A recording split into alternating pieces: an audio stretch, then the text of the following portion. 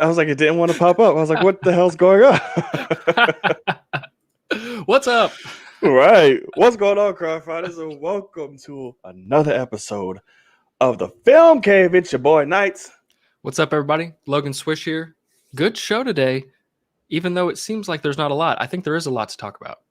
Just a little bit. So, as you know, this is the Film Cave, your one-stop shop for any and all goddamn things film and entertainment. Oh, hell yes.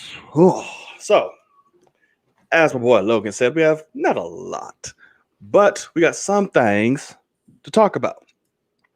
Some things you might like, some stuff you might love, but nothing too like, oh my God, orgasmic. Maybe, depending on who you are. I don't know. We shall see. But we want to welcome you guys to the Film Cave. We want to thank you for stopping on by. Like we said, I am Knight. This is Logan. If you are new, welcome. And if you're returning, we love you. So, as y'all know, we break down film, we like to bullshit, we have fun.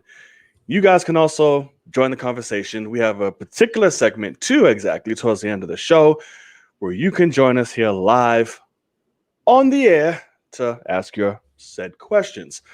If you're a little shy, you can always go to Twitter, use hashtag AskFilmCave, and send your questions there. We will also do that here live to answer them to make sure you get your credit and can be heard.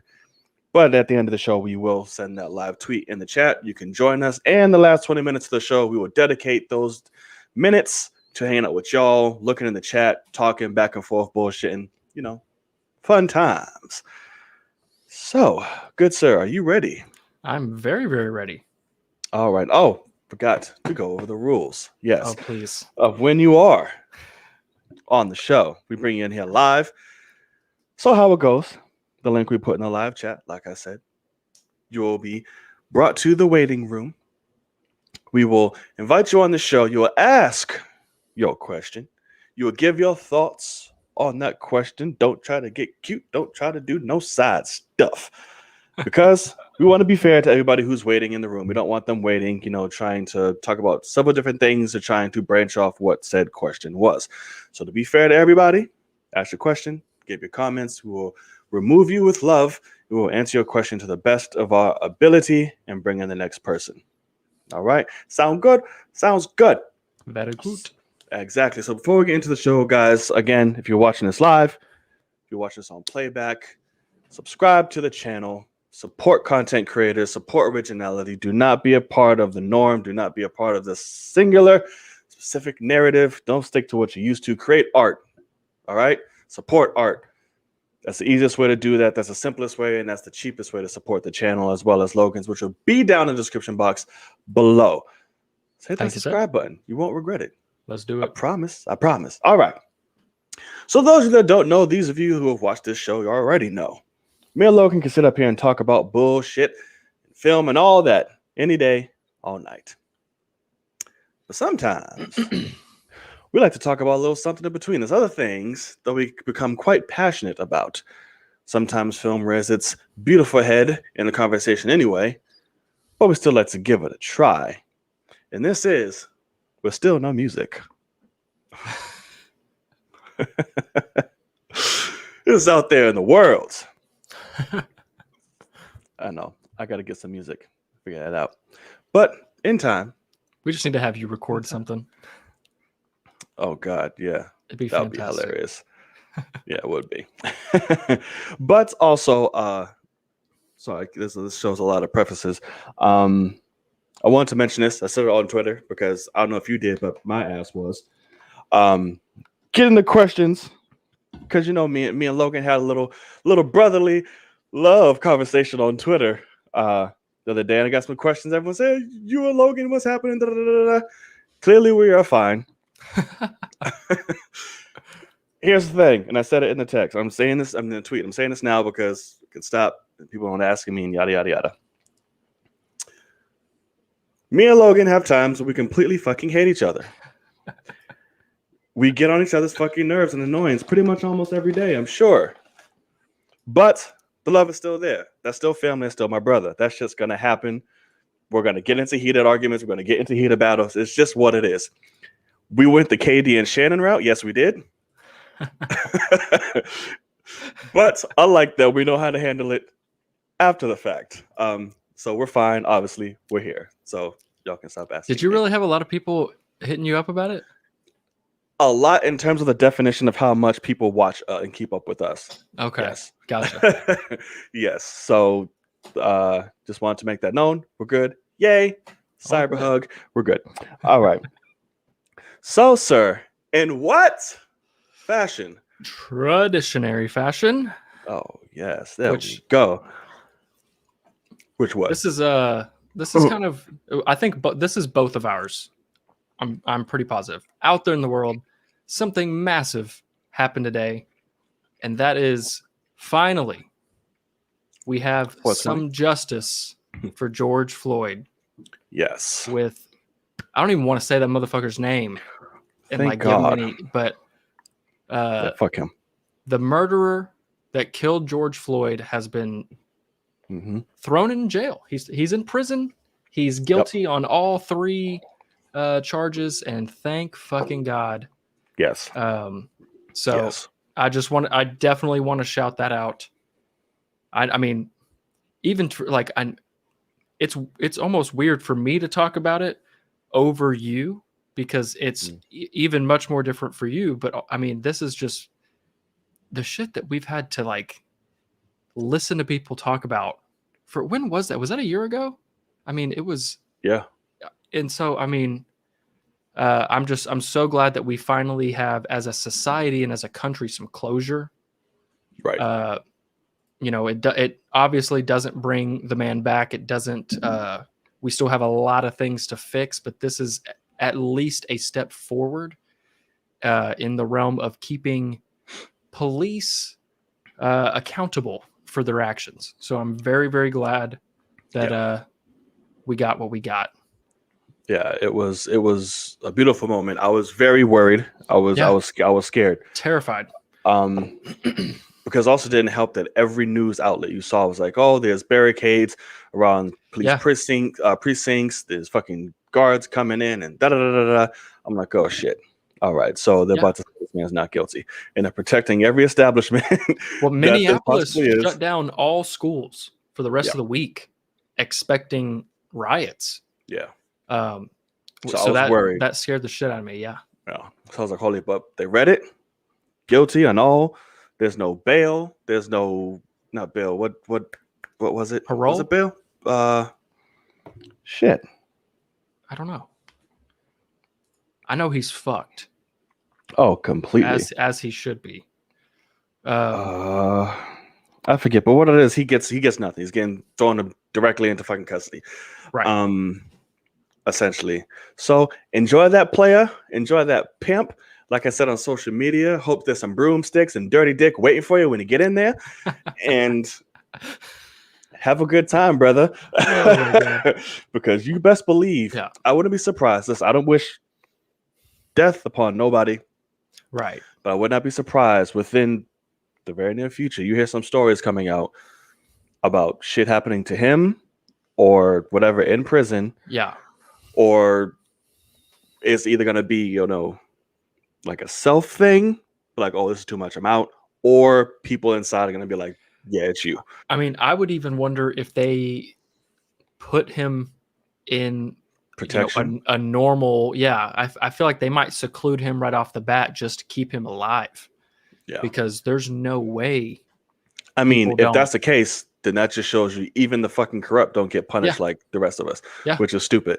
Like, you did this, people inside waiting for you, right? And know you coming. So it's like, oh, let's keep him here and safe with his own little, like, what? I would absolutely love to hear what that's like, because when it comes to somebody like Harvey Weinstein, like, is he in normal prison or is he separated? I don't know, but probably that man is rotting away anyway. Yeah, correct. So it's like, and also this is very true. I have to learn to keep saying that, Bruce. This is the smartest thing you've said so far on these shows. I just want you to right, correct. Right. It's not just its accountability. Yes. Correct. See, say more things like that. Okay, other than the blasphemy that spews out of your mouth. All love.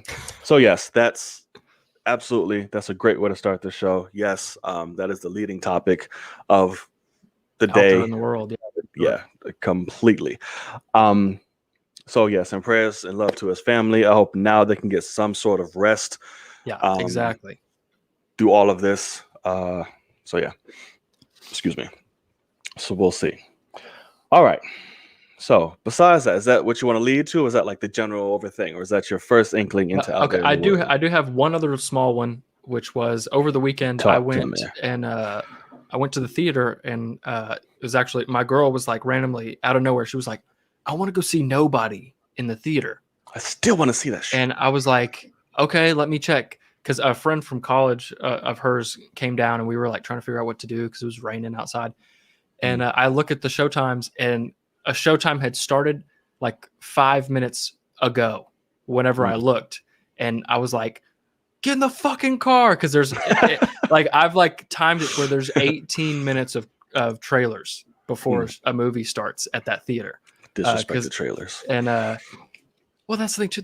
It's not like they're trailers I haven't seen. Jesus Christ. No, that's also true. It always killed me. Even in big movies, like, oh, it's just the trailers gonna miss. I'm like, what is wrong with you? I mean, when it comes to like seeing something in IMAX, I'm trying to see those trailers right on that screen. But this was in the jankiest, tiniest little theater, of course. But we went and saw Nobody, and I've come to realize something of myself, kind of, and that because Nobody is nothing but dumb, don't think about it, action-filled stupidity. And I had fun with it. And so that's the thing is I was looking at it and I was like, why do I dislike some of the Fast and Furious stuff so much when this is so fun? And I think the first thing that hit me, because it's still not completely there, because Hobbs and Shaw I enjoyed and was able to understand what it was, but I enjoyed it. But with Nobody, I think it's because of how cheap it was to make. And I'm like, when they're just doing a bunch of non-logic stupid stuff and it's $200 million of CG and all that craziness, I think I like lose respect for it for some reason in my head. So I need to like figure this out, because it like I had fun, she had fun. It was hilarious to see Bob Odenkirk just absolutely go off. And yeah, I mean, it was dumb as hell. Like there was so much stuff that like, but it was funny. It had like family stuff, so it was like also like Fast and Furious, and yeah, I highly recommend you check it out. Fucking RZA is in it from Wu-Tang. I was like, what is RZA doing in here? And he actually has probably does the score or some shit. No, he actually has like an important part. I was not expecting at all. He's good.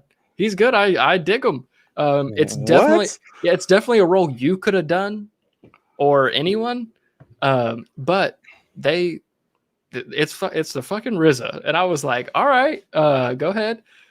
So yeah, definitely check it out if you can, because of course I come into the office on Monday morning, and I was like telling my boss, I was like, you need to see Nobody, and he was like, well, shit, I'll rent it right now, and it's still like $20 to rent, and like I saw it for like $5 a ticket. And I was like, I don't know if it's worth $20 to rent it for 3 days. Good. Right.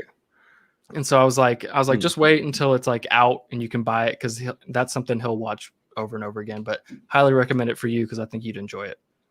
Wow. Okay. Listen, America, it doesn't seem like much, but that's progress to me. To hear him say that, and a bitch just enjoying having fun with just dumb shit and da da da. It's like you almost had somebody. I didn't know where it was going. I was like, y'all might see like a heart attack on screen, because he saw the bitch in Fast and Furious. So I was like, wait, what's happening? Yeah. So I didn't know where it was going, but I'll take it.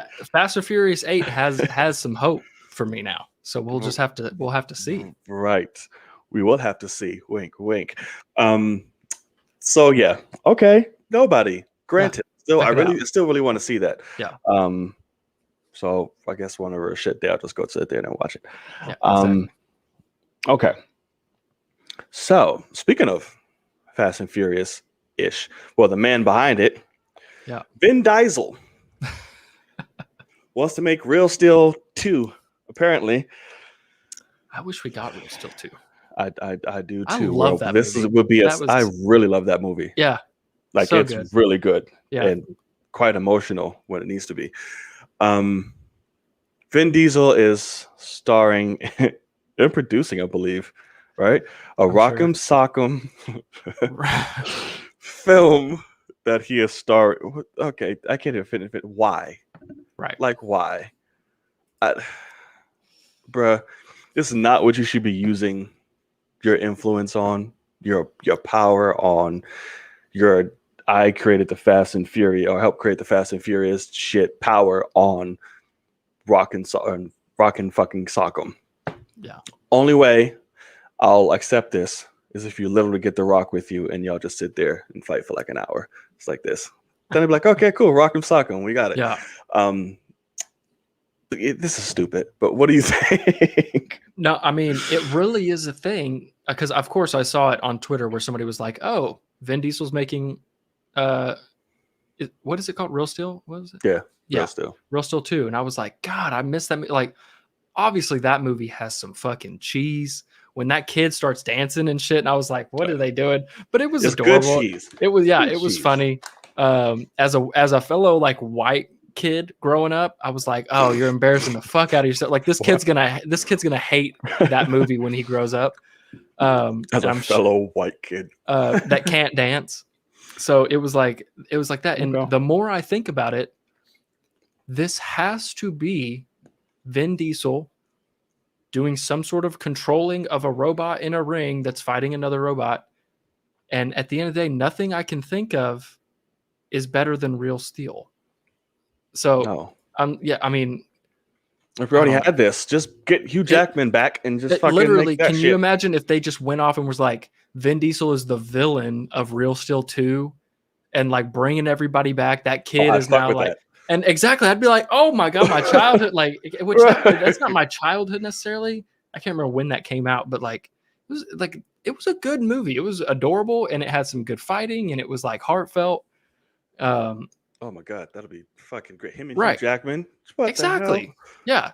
I mean, Hugh would act him out of the room, but like still it Yeah, would he be he would be the villain. It wouldn't matter. So like I do wish you just sit there and brew and like Yeah. brew for like fucking 2 hours. Because even to the point of like I'm like if they're doing Rock'em Sock'em robots, to win, it has to be a thing where they punch them at the right spot and their head flies up.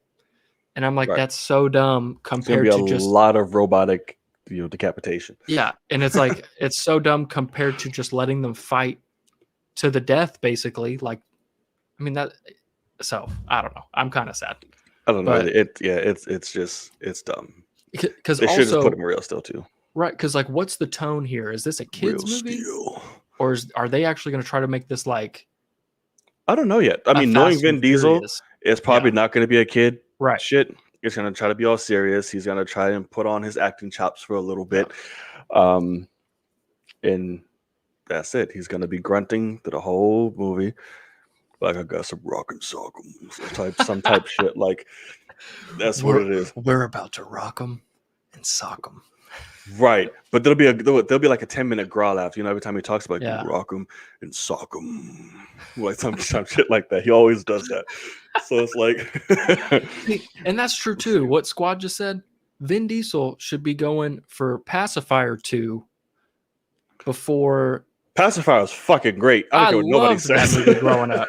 So yeah, I mean, he could be doing so much more. I mean, God, bring him back as fucking Triple X. Even it'd be so great. That was the best Triple X. So yeah, I'm sorry. Did you not see it when they already brought him back? yeah, but be better than Rock'em Sock'em. Jesus Christ, no! No more X's. No, only Triple X I want to see is porn. I don't want to see any more from that motherfucker. When it comes to that, I am okay. Listen, I tried. I love me some Triple X. I do. Yeah. That wasn't it. I was so hurt watching that movie. I was like, okay, this is. Yeah, no. So yeah, there's that. I see in the chat, everybody is pretty much in agreement with with that. Understandable. I'm not mad, and I won't petition for it. Yeah. If it were to say it's been held off indefinitely, I'd probably cheer, but don't need it. Focus otherwise. I'd give me the last Witch Hunter 2 or some shit before you give me this shit. Sure. Vin, come on, man. What are you doing? There's gems about Vin Diesel that he makes, like his own little movies. Yeah. There's still like goodness to them, even though they're like, okay, that's cheesy or it's a little bad. They're still enjoyable. Like he's doing his thing. Some movies he tries to act. I'm like, oh, I'm starting to see a little range here. Good for you. Which will be interesting for when you finally watch Fate. So yeah, we'll see. Okay. So next bit of little news. A really badass actor, and he actually has a new trailer to a movie that just dropped today. We'll have to see. Mads Mikkelsen is the new villain, apparently, for Indy 25. So, for Indiana Jones 5, which, listen, in all honesty, I don't give a damn about this movie. I'm intrigued only because I really like James Mangold. Yeah, that's exactly it. Yep.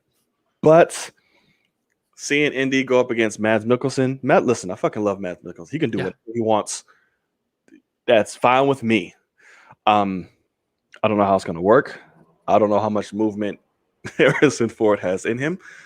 I'm sure there's going to be a lot of stunt doubles now. Because with Kingdom of the Crystal Skull, like he was still doing this shit. Like he could still move. He was in his old man shit. I was like, okay, how many years ago was that? That's what I'm saying. Yeah. Now it's like but the man was barely running in Blade Runner. That shit hurt him. I was watching. Right. This is bad. Right.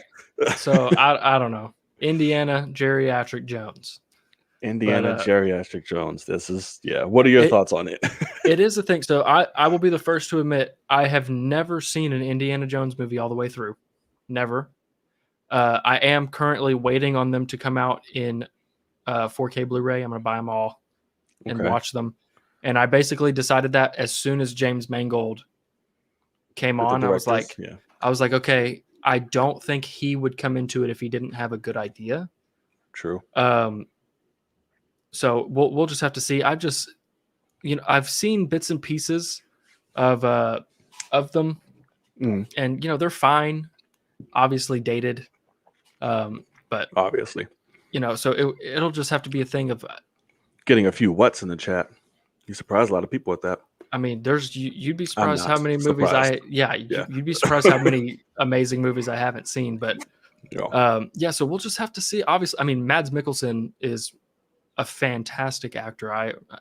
It's one of those things. I'm going to say it here again in a little bit when we talk about other topics, but any project bringing on very talented people is a positive. I will take that job. I will take that role. Right. So I mean, it is a thing of, I don't know what they're going to do when it comes to old ass Harrison Ford, because I love Harrison Ford. Right. But who doesn't love it? And it also is a thing of, it's tough for me to like be super excited when I know he has no desire to come back, but Lucasfilm is like, let us cut you a $35 million check. He never had a desire to come back for anything. Exactly. He doesn't need to work anymore. So they're like, how much will it take to bring you back? Let me just say a random number. And they're like, done. Give me $50 million. Yeah.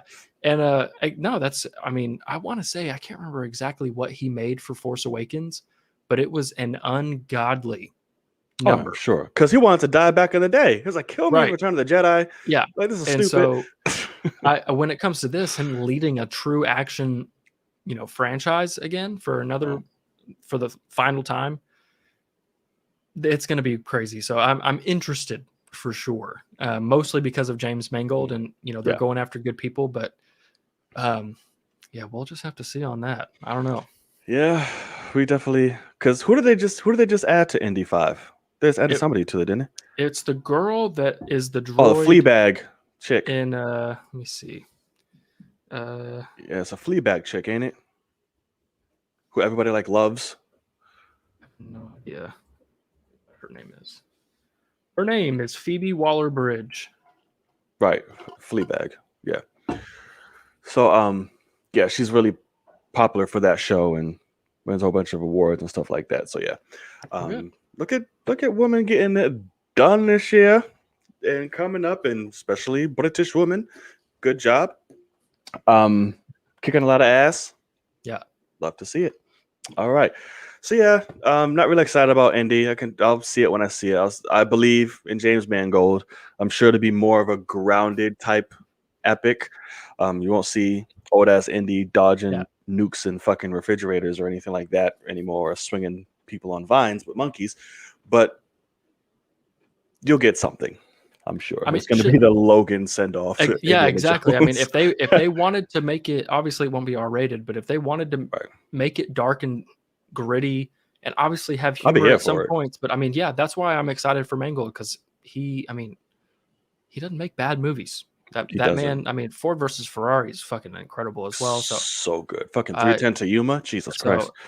We have reasons to be excited, even if we're, kind of not about it just yet. Yeah. So we shall see.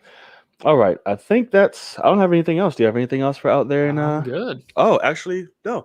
I got my first shot today. Hey. Yeah. How you feeling?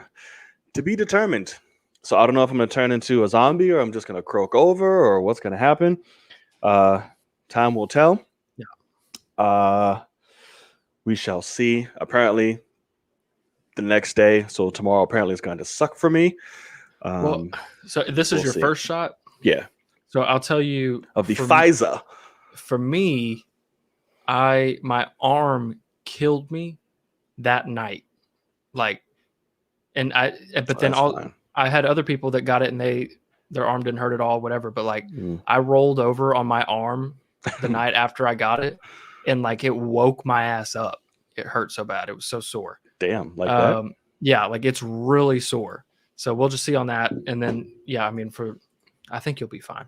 I wouldn't expect you to get any crazy stuff. Right. I mean, we'll see, hopefully. Like I said, at the end of the day, I'm a brother. I'm a lot more susceptible to some shit than you are. Just naturally in my blood just going crazy. So we'll see. Hopefully. Bruce, you have some shit to say about everything. He does. Now you have Bruce. to you act like you know anything about this shit. Bruce gonna come out with listen, my first born just turned 21 yesterday. She's just getting married. That bitch was a hoe back in the day. God damn. What? Can't just be happy, Bruce? Shit. It's man, I fucked her back in the day. Right. She used to sell it for a nickel back in the day. Stop. Can't just be happy. Oh my God.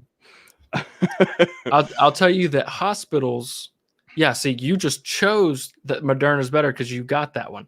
Hospitals and employees for the hospitals are all getting Pfizer. Yeah, everyone's running with Pfizer. I don't know. I mean, I got Pfizer. They were I got it at a assisted living with a bunch of people that have to be over 65 to get in there. They all got Pfizer. You'll be all right. Hi, Eric. Yeah. What up, Eric? Be all right. And just next week, you're gonna see me with an extra arm going up my neck. I know. Whatever happens, we'll see. Time will tell, and hopefully I'll be able to tell it. Yes. So we'll see. All right. So before we get into, first of all, that does it for out there in the world. I want to thank you guys for chiming in the live chat to the subjects we had on today's show. But before we get into the main headlines of the evening, if you made it this far, if you're watching on playback, or if you're brand new, because I see we have quite a few people watching. Only, of course, the regulars are commenting in the chat. I see a few newbies, but we have a lot more. We got up to 13 and more. That's big for us. So we want to thank you guys for watching us live. Those watching us on playback, if you like what you saw so far, you've led the conversation, you want to see more, or you just want to support, hit the subscribe button. Take that finger and plop, and then go do whatever else you usually do with it. But do that first. Support content creators, support art. Don't be a part of the norm. All right. Cool. Boom, power, surprise. So, what should we start off with first? You know what? Fuck it. Speaking of supporting, let's bring some goddamn representation in this bitch. I know, man. Shang-Chi. Sweet Christmas. This is a pretty awesome fucking trailer, dude. Like, amazing by all accounts. It snuck up. Yeah. So I'm mad at myself because I knew about this, a few days prior when it was, Oh, when it was really? going to drop. Yeah, I did. But it slipped my mind with everything else going on. And then it got reminded to me again the day before, and I still woke up late. So I was like, well, fuck. Okay. So, but we got our first look. Marvel dropped the teaser for Shang-Chi, The Legend of the Ten Rings. We get to see Simu. I called that man Sam. I called that man Simi. I called him everything but Simu in my damn reaction. I was like, oh my God, this is horrible. He looks awesome. He looks awesome. Yeah. Even for the little brief moments we saw him, one looks like he's 100% doing his own things. I know he mentioned he wanted to do that. He is doing his own shit to stay true to the character. He looks like he's going to bring some charm to the screen. Like, I already like him. Like, okay, he's a likable dude. Even outside of movies, when he's on Twitter, when he's talking, he's hilarious. He's a really funny guy. Love him. So we're diving into the character Shang-Chi, the best hand-to-hand martial artist in the MCU or in Marvel. We're finally going to see the Mandarin. We get to see his backstory. And this is going to be taking place throughout the year, so it's going to be time jumping. So it's awesome. We got to look at Awkwafina. Completely forgot she was in this. She's being Awkwafina. I see you had your very Awkwafina. Your doubts at the end of your reaction, but hey man, I'm excited as fuck. Love the music. You know how I feel about that. Man. So good. It gave me goosebumps the whole time. I was like, sweet Christmas. Oh, it was awesome. Okay, but yeah, you go ahead and you talk, and then we'll break it all down. How you feel? Well, no, so it is funny because talking about how you knew about it and stuff. So I figured it was coming out because they were talking about how the Twitter account for Shang-Chi got reactivated. And I was like, it makes total sense for them to drop it this week because of Mortal Kombat. You're having hand-to-hand fighting in front of hand-to-hand fighting with powers. So I was like, it makes total sense to drop it. Keep the Asian love alive. And so I was sitting there. It was Sunday night, and I'm sitting there on the couch where my girl and I are watching TV, and she's like, "Why are you making Shang-Chi stuff? Something come out?" And I was like, "No, I just think something's coming out." And just a feeling. And then in the morning, I wake up and I was like, "Hey, you remember I said something's coming out?" I was like, "Look, they just dropped the poster." And he said it'll be a few weeks for the trailer. And so I was like, I knew something was coming out. I just thought it might be a trailer. And she was like, "Oh, that's funny." And and then she left. And then I was leaving like 10 minutes after her. I get in my car, turn the car on. My phone vibrates. I look, trailer's out. And I turn my car off, go back inside. And I text my boss. I'm like, "Hey, gonna be 20, 30 minutes late." And got my shit done. And yeah, man, this shit, I've watched this trailer so much in the past day. Me too. Like, I have watched it so many times. I really, really dig it. It's going to be interesting to see because he's the Mandarin's son, apparently. So, yes. So in the comics, this isn't right. But it depends on how they're defining son and like father. Sure. If it could just be like, that was the relationship. That's the man I knew and looked up to who raised me. Yada, yada, yada. Because they can't do comic book origin daddy because that's way too fucking Fing Fang Foom or whatever the fuck his name was. Yeah. No, Fing Fang Foom is the big dragon. Right. Who's gonna be in this bitch too. Damn it, what's his name? Who's like a completely horrible Asian racial fucking stereotype. Yeah. I can't. Something Han, some shit. Yeah. So I think that's the route they're going instead of Fu Manchu. Fu Manchu. Wait, what? Yeah, Fu Manchu. Yeah, and Fing Fang Foom is the dragon. Yeah. Jesus, that's some twisters. So I think that's the route they're going. It could be wrong. Yeah. Could be completely wrong. Yeah. And the 10 rings is different as well. Yeah. I like it a lot. The bracelets, I like it. Yeah. Step away from the Infinity Gauntlet as you can, or any kind of a resemblance. And I love that because yes, it definitely makes sense to go away from that because they also each one of them has powers that are almost similar to Yeah. Infinity Stone. So it's like, but They're what I insanely really like powerful. about it is that in, I think they're in Asian culture for martial artists, they put heavy rings on their arms to Yeah. make them heavier so that they, It's a when they form move, of they get, martial arts. Yeah. well, when they get, so they get their Or arms style. stronger and then they take them off and they're it's like, wearing leg weights or some ankle weights while you run. And so I was like, that's fucking awesome. I love that. Yeah. And you see them, like his dad, who, Mandarin, is walking around with them. He's got them on the whole trailer. Yeah. And so I'm excited to see what they're doing, but there's so many, like, the shots where I'm pretty sure it's the Mandarin in his like white outfit in that forest. And like, there's one shot where he's jumping, and the other shot that I'm pretty sure it's a woman that's like just gliding across the ground. I was like, oh my God. I was like, beautiful. I was like, oh it my looks God. straight. Like, I don't know if you saw Raya and the Last Dragon, but like the martial arts are fantastic in it. And I was like, that looks like this, but live action. Like Raya would have been fucking dope. I was just live going Crouching action. Tiger. And I think that this movie is going to knock some people's socks off. I really do. I've been saying that forever. Obviously, I just think that it's kind of the sleeper. Like, hey, we're going to surprise y'all with this, because also I hate to fucking speculate. I hate it, but it does kind of make sense. And I've heard some things that say that in Shang-Chi we might be going back to Madripoor. Is the Mandarin? Oh, you thought Madripoor was done? No, but is Mandarin the power broker? So could he be revealed in this season finale, and that's why they dropped this trailer the week before? Oh. So fuck. So like, I don't want to speculate, but like, right, it could make sense to just have him just show up at the end, but maybe not even say anything. But now we know who that is. Probably be in front of the 10 rings, or whatever, like on the wall that we see. Yeah, we'll just be like, why though? Why would he? I don't know. He has an army. He has like a giant like base with helicopters and soldiers and shit in that trailer. Yeah. So I don't know. It's to see why he'd want the super soldiers. I don't know. That'll be interesting for sure. Yeah, maybe for his soldiers. Maybe.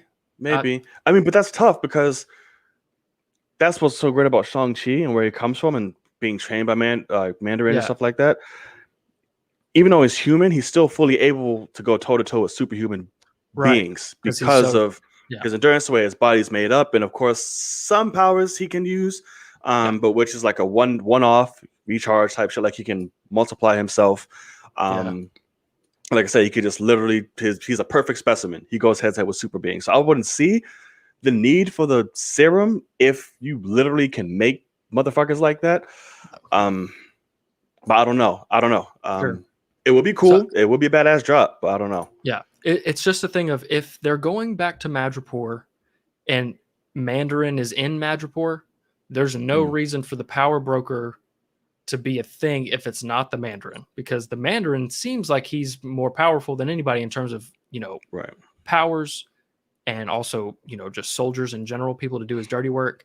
So it's interesting. I kind of saw that, and I was like thinking about it. So interesting to see what they might be doing there, because there's a reason why Falcon the Winter Soldier is introducing Madripoor. Obviously, of course, we know all the stuff that goes on there, but I'm interested to see if they try to tie things in, because they're tying in a bunch of shit when it comes to this movie, with the 10 rings and how that has literally been seeded all throughout the MCU.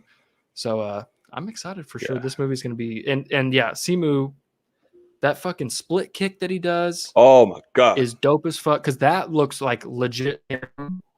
And they were talking about, like, he was joking on Twitter about that scene where he hits the knife and catches it.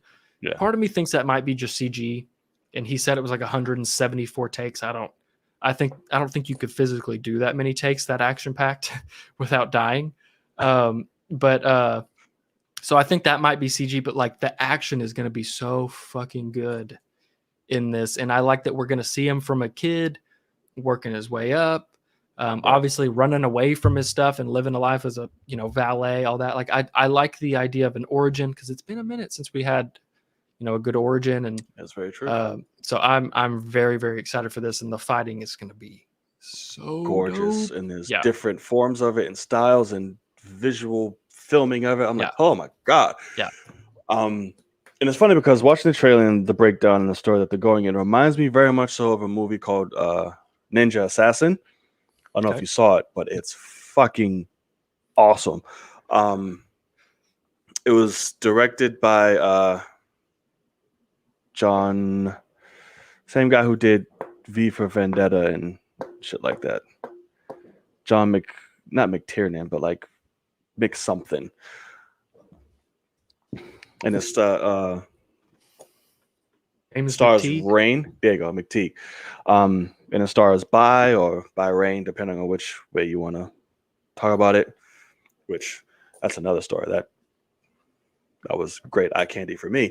But he was complete badass. Like, it's amazing. So it's about this, obviously a league of assassins, but this one in particular who is raised by the head man in charge of this entire organization from child to man. It shows you the complete, like, the shot in the Shang-Chi trailer where like he's a little kid and he's about to take the shit to the head. Yeah. Everyone's around him outside. That looks straight out of like Ninja Assassin type shit. So it's cool. Yeah. I would check that out. That's fun as hell. Overly stylized action and blood, and it's completely dope. Sweet. But yes, in terms of Shang-Chi, I'm here for it.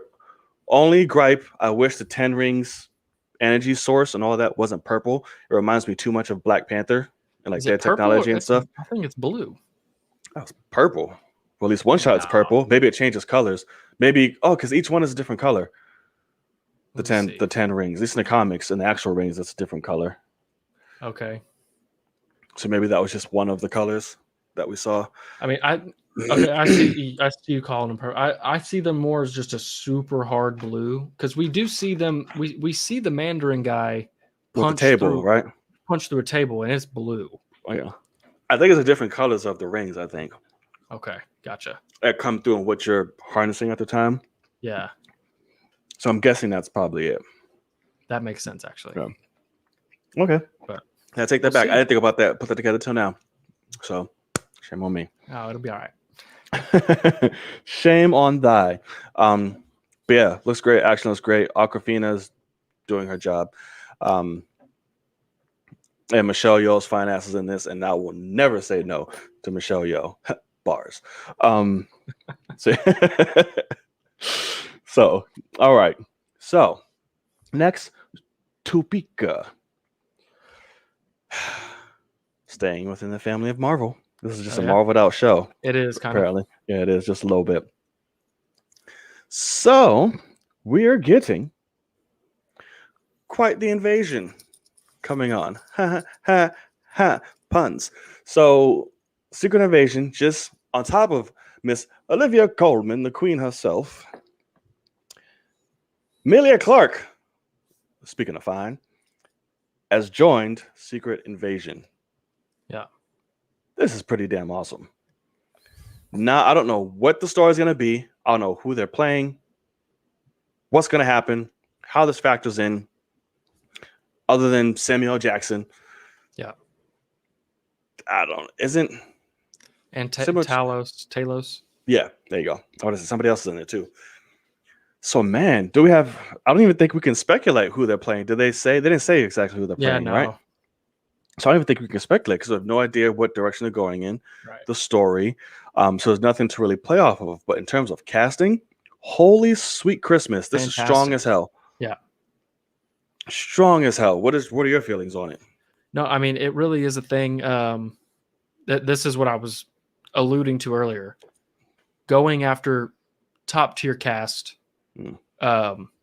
makes total sense. I will admit that I don't think Emilia Clarke is the best actress. I think she's phenomenal in Game of Thrones. Like, she never did poorly in Game of Thrones. Come on now.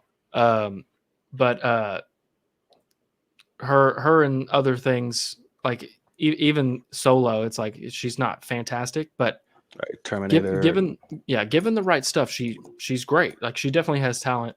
But also, yeah. I mean, they're bringing in Olivia Colman. Like that's Yeah. talent. So very obviously, very interested to see what they might be doing because we don't even know this is going to be so different to Mm. the story that we know because it's in a it's a TV show. They've already kind of said it's going to be nowhere near on the same scale. This is they're taking it in a different direction. Obviously, a Skrull invasion of some sort, and that's kind of probably going to be it. Is Yeah. seemingly normal people Which worried is about interesting. Skrulls. So I don't know how it's not going to be a giant epic more than likely. Right, which Secret But Invasion very much is, which right, surprises me. exactly. So we'll see because everybody. As soon as Coleman came up, I saw people posting that like a year or two ago, she had a quote that said she wanted to play a villain in a superhero movie. She wanted to have powers. And they're like, well, she's playing a villain. And it's like, no, Right. that does not mean that she's playing the villain.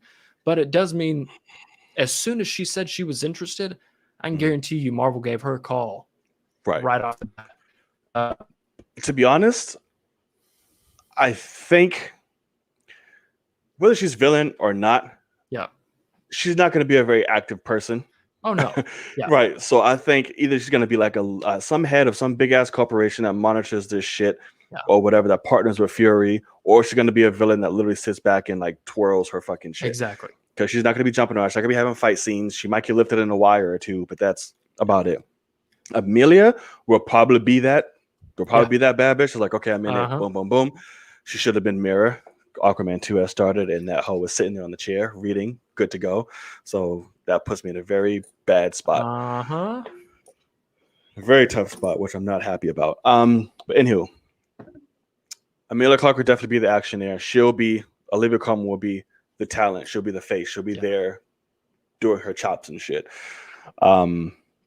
And it's going to be a very interesting dynamic to see Sam Jackson with all of them because Sam Jackson is fucking great no matter what. I know. Good, bad, cringe, whatever. He's so fucking great. Yeah. So it's just going to be truly amazing to see that. It does bum me out a little bit taking something like Secret Invasion and scaling it down by like a billion. Exactly. But if this is the start of implications, obviously further down the road, I have faith. I have no reason or question to doubt Marvel at this point at all. So I'm just like, that's whatever. The thing is, I think that Feige understands what that name means, and so if they're changing the story, it's for the better of the MCU, right? Because I mean, Secret Invasion isn't the greatest title of like an Avengers movie, necessarily like. So I don't know. I think that they could come up with a better title that incorporates that story at some point if they wanted to. But I definitely think that this is going to seed a ton of things. And it's funny because I said this as soon as Coleman's name went out there. I was like, she'll be a great sword agent, or like the head of sword something. It's like because she's not going to be running. I don't think we'll see her run one time. But it's not what she's supposed to be doing, Unless she drops like fucking mad weight, gets in shape out of nowhere, and just like I'm ready. I don't. Like, whoa. Yeah, I doubt it. Like, okay, I do too. But so I'm excited though because this is a show. So and this is what's so funny is I think I know what to expect with all these Disney Plus shows, and the first two that we've gotten have been completely different than I expected and knocked my socks off. Right. So it's kind of fun. Because I actually am not going to pretend like I know anything about what this Secret Invasion story is going to be on Disney Plus because I've got no clue. They're already changing a lot of things when it comes to the source material. So I'm hyped just to see what they're going to give us because it really is a thing. Marvel has not dropped the ball very much. And especially the two Disney Plus shows we've gotten have been fantastic. So I have no reason to fault them yet. I don't know. To be honest with you, a lot of people may find this different. I think out of the entire, how many years? 10-year? 11-year run, I think they officially dropped the ball. Oh, I lied. I was going to say one time. 2 times. That's it. What you got? The Dark World and Iron Man 2. That's it. I think it was the only time they fully dropped the ball was like, hey. I think those are the only misses from Marvel in the complete 11-year run. So I probably would disagree with you because I can watch both of those and enjoy myself. Hmm. Captain Marvel's movie really annoys the fuck out of me. And it's not like it is I not Brie forgot about Larson's that. fault. Yeah. I Okay, so maybe 3. really think it's the writers and the directors of that movie had no clue what they were doing. Because Brie Larson is great in the small, screen time she has in Endgame. So I think that she'll be great going forward because I'm so happy that they have replaced everyone that was a part of Captain Marvel Right. 1. I'm basically. so excited for DaCosta to take this over. Exactly. Oh my god. So, but I will admit, because I did like a ranking a while, like probably a year ago now, of all of them, and I regret not making Captain Marvel my least favorite because that movie just frustrates the hell out of me with Yeah. the script. Like I despise Godzilla versus Kong script, and I was screaming at the screen like that in Captain Marvel, and I got to see it early in IMAX at a press screening, and everybody's looking at me pissed, and I'm like, what are they fucking doing? Like I was like so annoyed. So Yeah. I Okay, think so that maybe that's 3. that's my biggest ball drop. Yeah, because it's Of true. the Even though Iron Man 2 it and Dark World are bad, there's still enjoyable moments and about it. Yeah. but also it made so much money, so it's not like they consider it dropping the ball. But Oh yeah. but I think because and Iron Man 2 made a ton of money too, but Mhm. Dark World obviously didn't make as much as they wanted. But so I would probably think that Marvel looks at probably Incredible Hulk, Cap 1, and Dark World as their ball drops because of finances. Probably. But Yeah, that's about it. that's true. Yeah, good point. All right, so now another little show dropped its 6th episode. Invincible. Oh yeah. This was a good one. Yeah. I liked Invincible. This was a good episode. A lot of shit went down. A lot of shit was revealed. It's getting crazy. I don't know how many do we know how many episodes there are I in this think season? there's 8. 8? Okay. Damn, we're nearing close. We're almost there.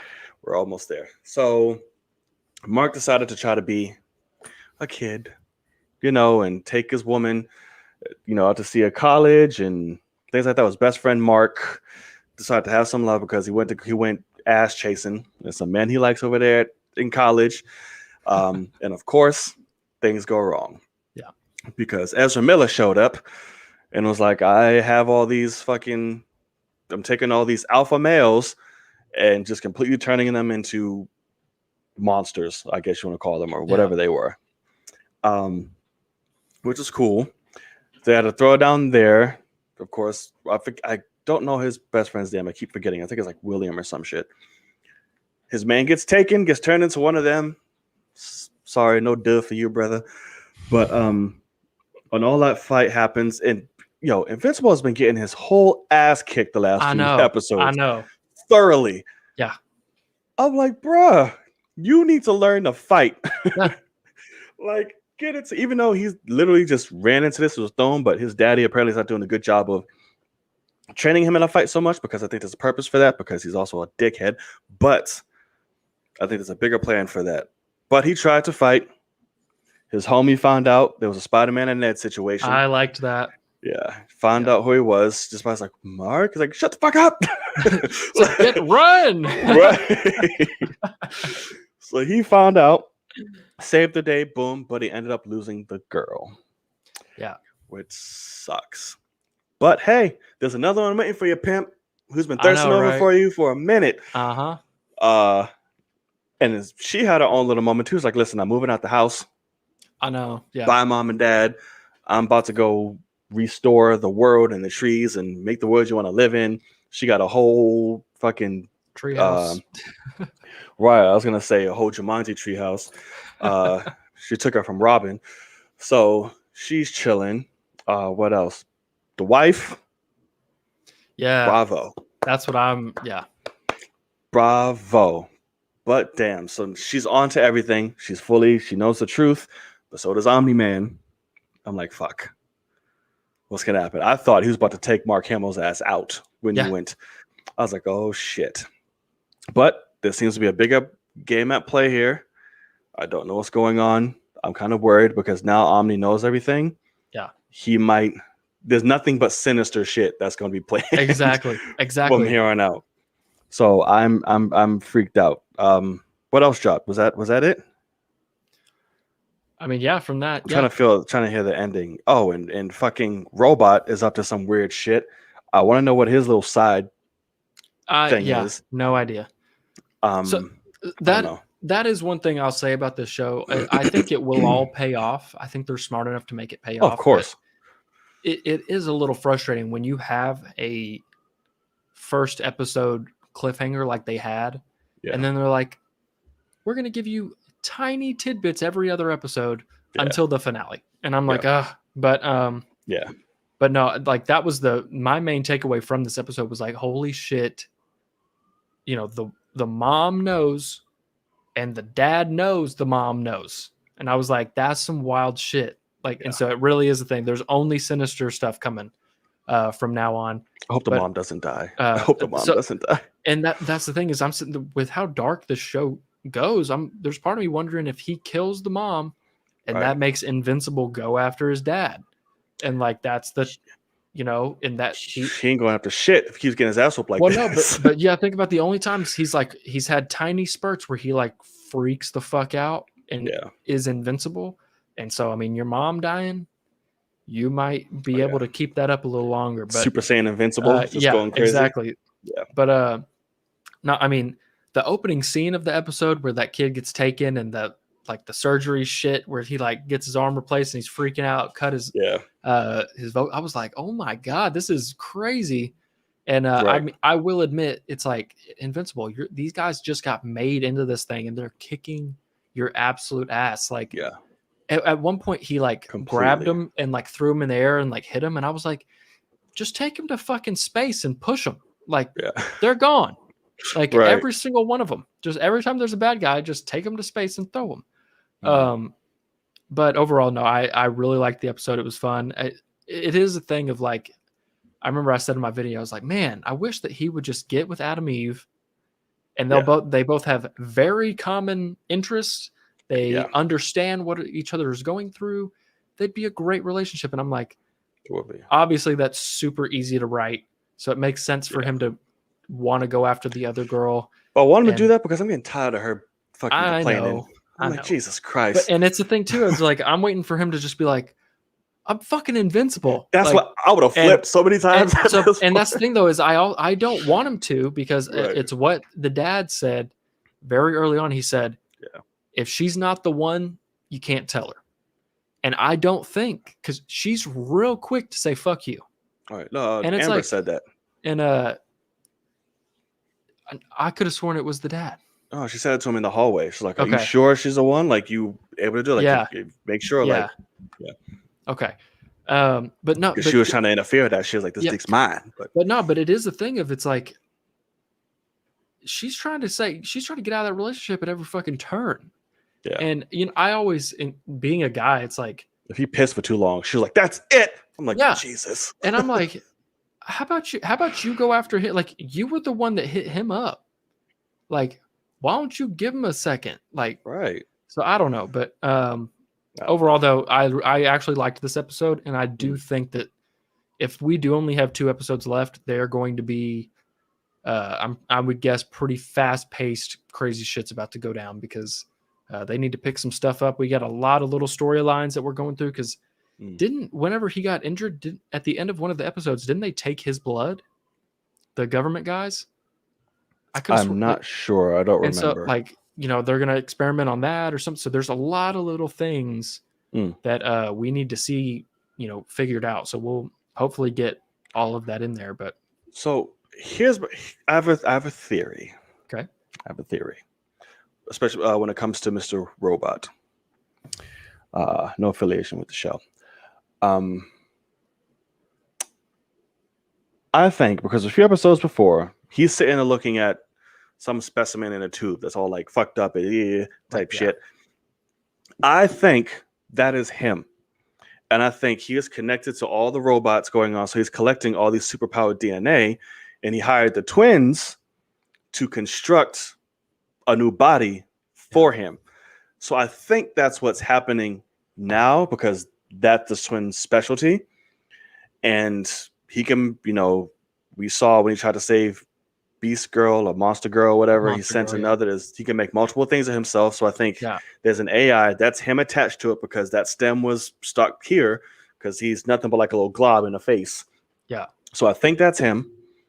And I think he's literally creating a new body for him with the help of the twins. And he's using all the DNA from the superpower beings he's getting to inject in him to make this big ass fucking just all powerful thing. That could be a reach. But going off the information I'm getting, that's what I think. No, I think that exactly what we've seen.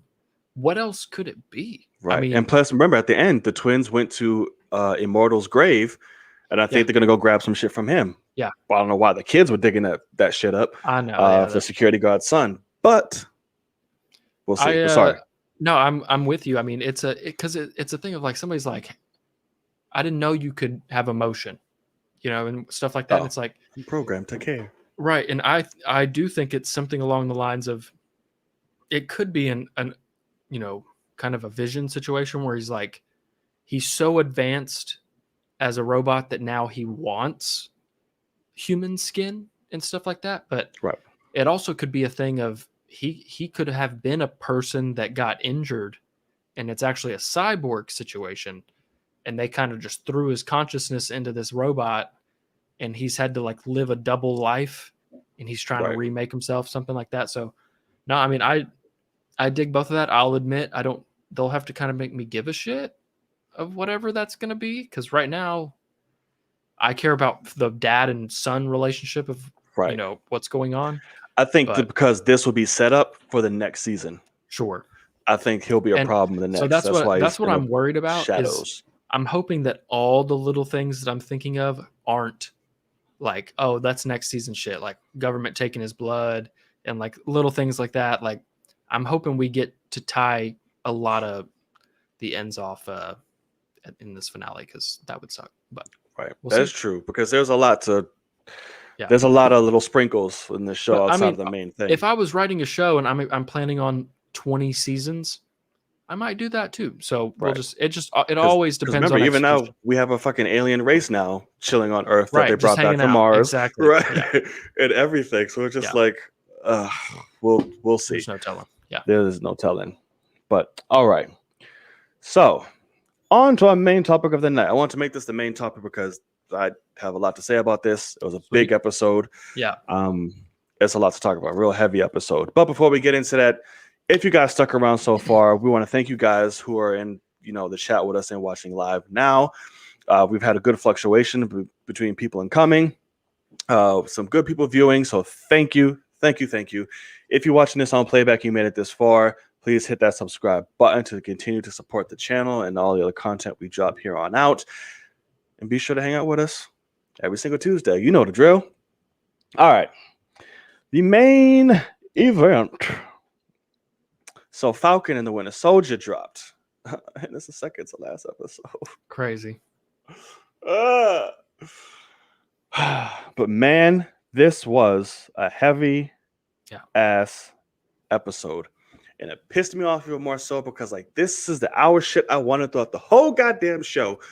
Because there's so much shit we got in this hour. I was like, oh my God. Yeah. Why? But anywho, we got a lot this episode. A lot.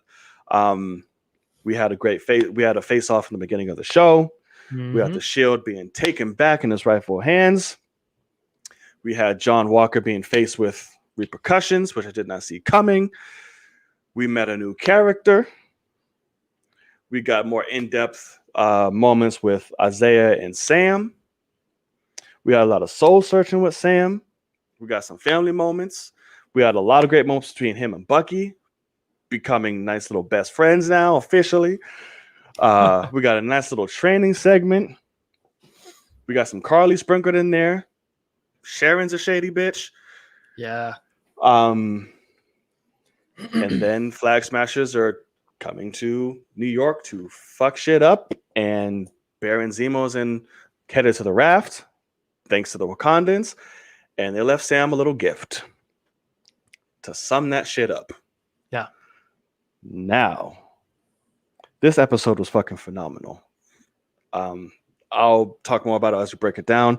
But what are your thoughts before we get into it on the episode? Yeah, no, I mean it was fantastic. I will right off the bat, if I'm going to give a negative, it definitely like it was an hour, and it definitely had 15 minutes of like, let's close some things, let's give some closure, let's set up a finale type of thing. And I was like, okay, it's a 45-minute episode, and then 15 minutes of setup for what I'm guessing is another hour-long amazing finale. It better.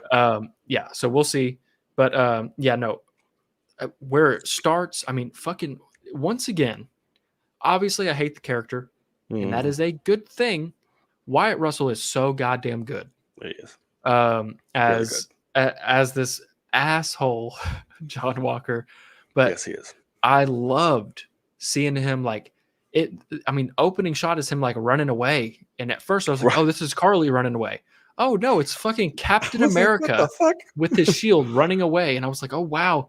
And like, I mean, he's like freaking out.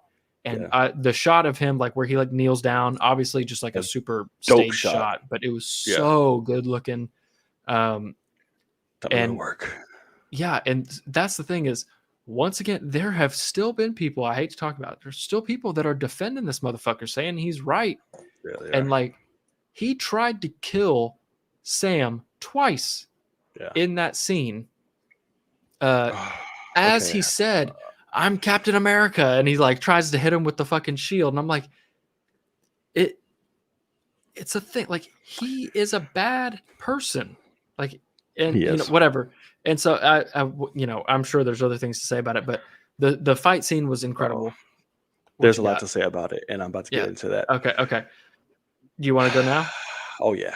Okay, go right. Since we're here in this section, yes, please. When I tell you, I had the hardest time watching this whole fucking fight. This is the only time this show truly pissed me the fuck off.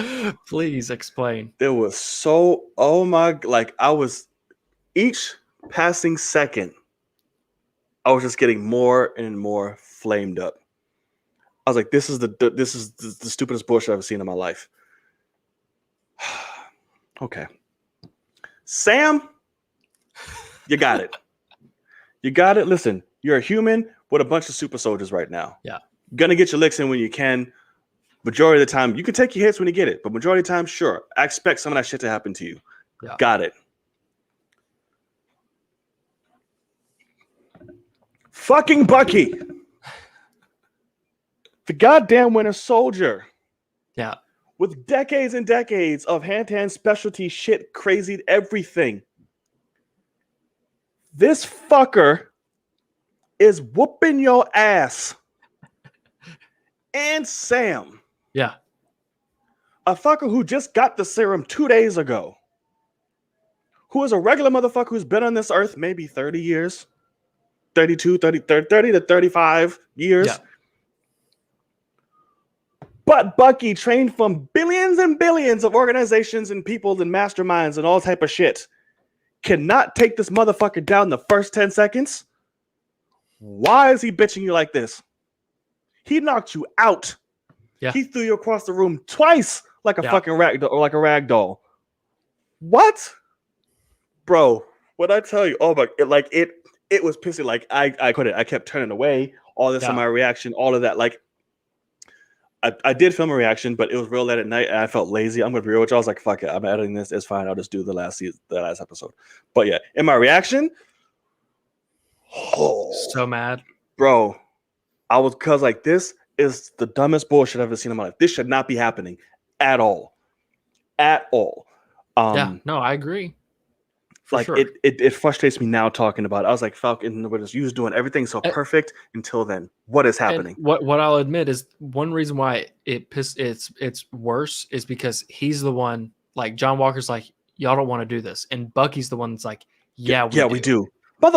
No, you don't. Which means like I'm about to fuck you up is literally what he's saying, as he should.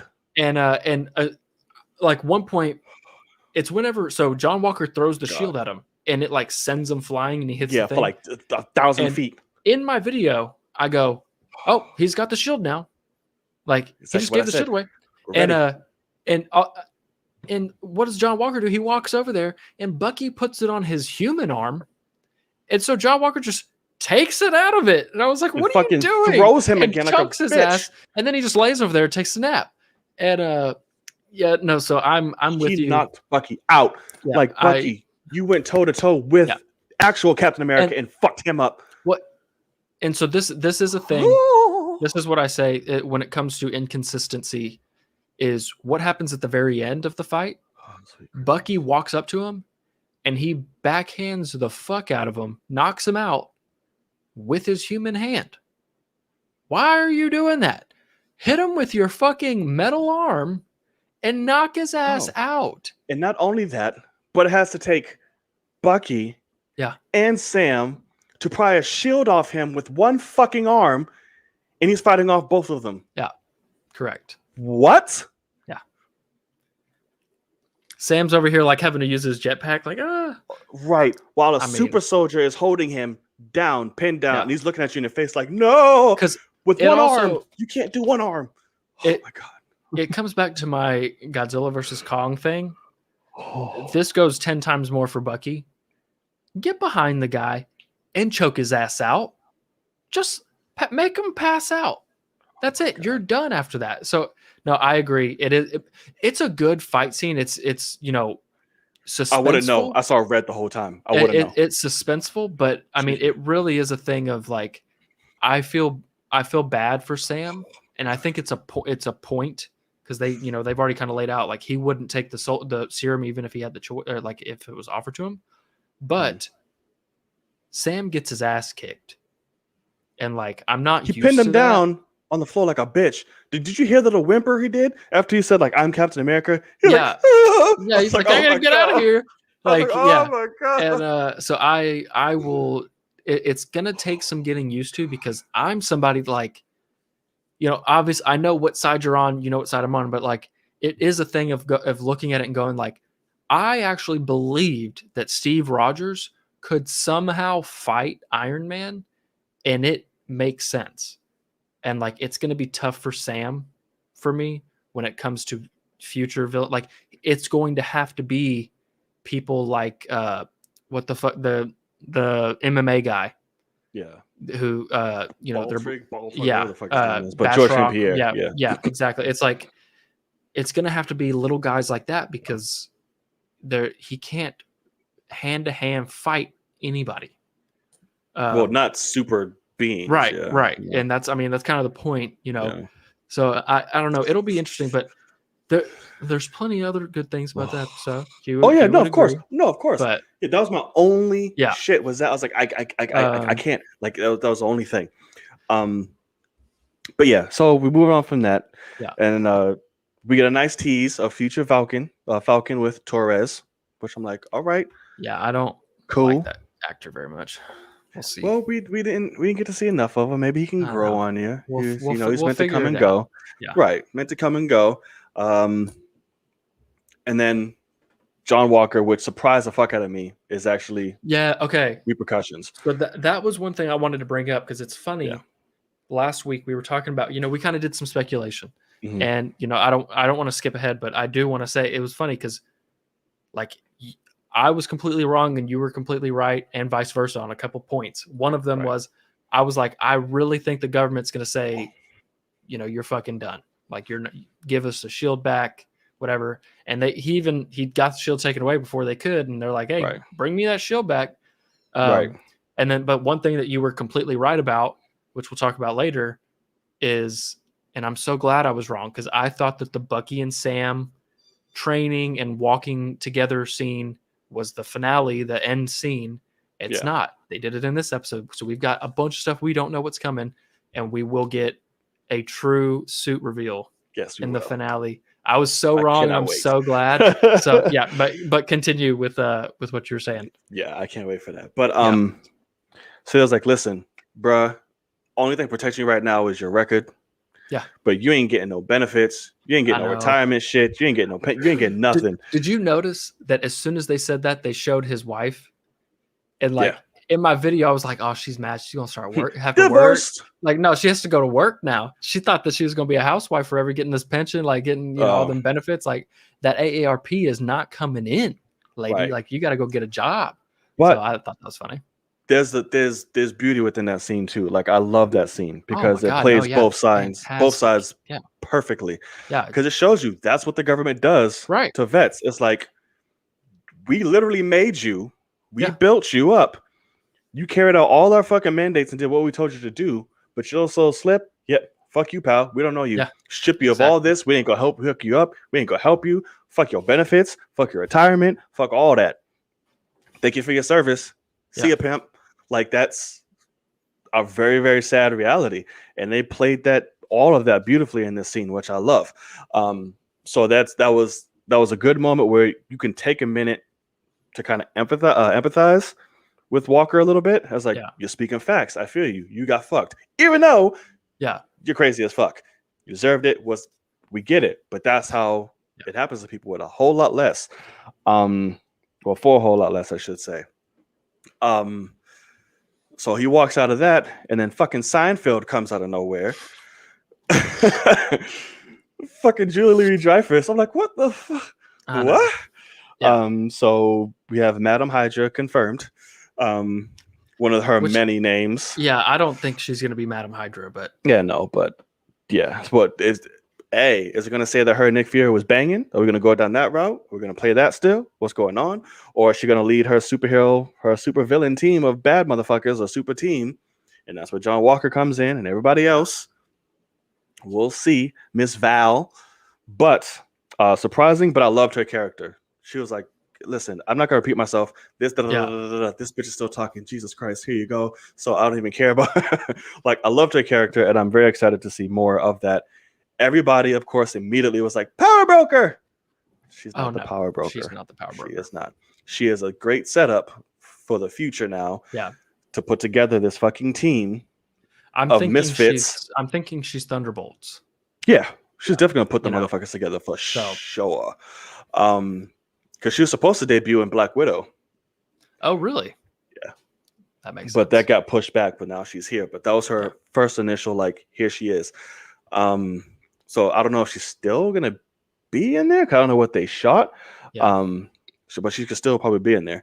But she's definitely bringing the Thunderbolts together, too, with her little black and white card with nothing on it. And her little purple streak. But I liked it. It was cool. And then another beautiful fucking thing, Bucky and Zemo.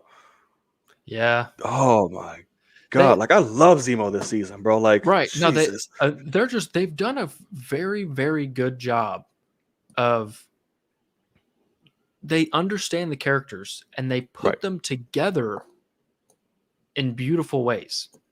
And I really, really liked what they did just with that because, I mean, Bucky walks over there. I love how Zemo's like, I'm not going to kill you. And Bucky's like, okay, I just got my gun cocked right here. Like, imagine my relief. And, but no, I thought it was beautiful. Yeah. I loved that. Very beautiful. It took Bucky was like, I just wanted to see a little bit of fear out of him because he's never seen it. Yeah. Even when the guy got arrested, he was like all pissed off because whenever what's his face was like, all your stuff, fell apart. Like, how's that feel? And he's like, oh, did it fall apart or did I completely succeed? He was still an asshole. So like he pulls that trigger and it makes him jump. And he's like, that's right. You're just a normal ass guy. That little smirk right after. I loved it. And drops some bullets and then, the Wakandans come in. I think taking him to the raft, this is one thing that was interesting. I didn't expect that. First of all, he killed T'Chaka, take him to fucking Wakanda. Yeah. And throw him in prison and let him rot. That's what I thought. That's exactly what they would have done with Andy Serkis. Mm-hmm. That's what they wanted him. And they were going to kill him.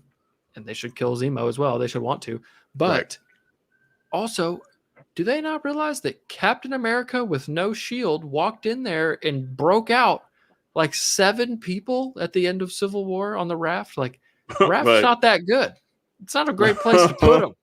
So you might want to But just. we need that. 'Cause remember, I'm Yeah, thinking Abomination's going to be there too, Abomination's right? there. Yeah, of course. So it's needed. Sure, but it's funny that that was my immediate thought. Is like, that's not the best place to put them, but all right, it obviously makes sense. Yeah, it does for sure. But I just love that. In a little moment, it was like I took the liberty of crossing my name off on your book, and Yeah, like both of them had their own kind of piece yeah. with one another. They weirdly which I respect really each liked. other. Yeah, Yeah. I really liked. But help me out here, because I was just too caught up in how beautiful the fucking moment was when he said, "What?" I'm like, what is he crossing off the name for? What did Bucky do? Just because he knew he was going to turn him, was the turn in, or what? Because fucking Zemo did shit to him. Correct. I think it's a thing of you got to remember at the beginning of the season they kind of point out that Bucky is going to like the senator that was Hydra, and he goes and fucks her over and gets her arrested, and that's his like she was in his list, right? And so it's like his penance, right? So somehow that was his penance, and so I would think that like, hey, you used me as the Winter Soldier. I'm not the Winter Soldier anymore. I'm James Bucky Barnes. Here's your, your shit. And I think that's kind of it. Is it's exactly the same thing. Is I got you arrested by people. You're now going to prison. Whatever.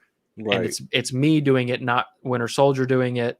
But that's what I thought too. But I was like, when I first heard him say that, because I almost feel like they literally put his name in that list just for him to have that line and kind of show that interesting level of respect of like, I took the liberty of crossing my name off your list because, and he says something along the lines of like, it's like you did what you felt needed to be done. Right. He's like, I'm sorry that you felt like you needed to do anything kind of thing.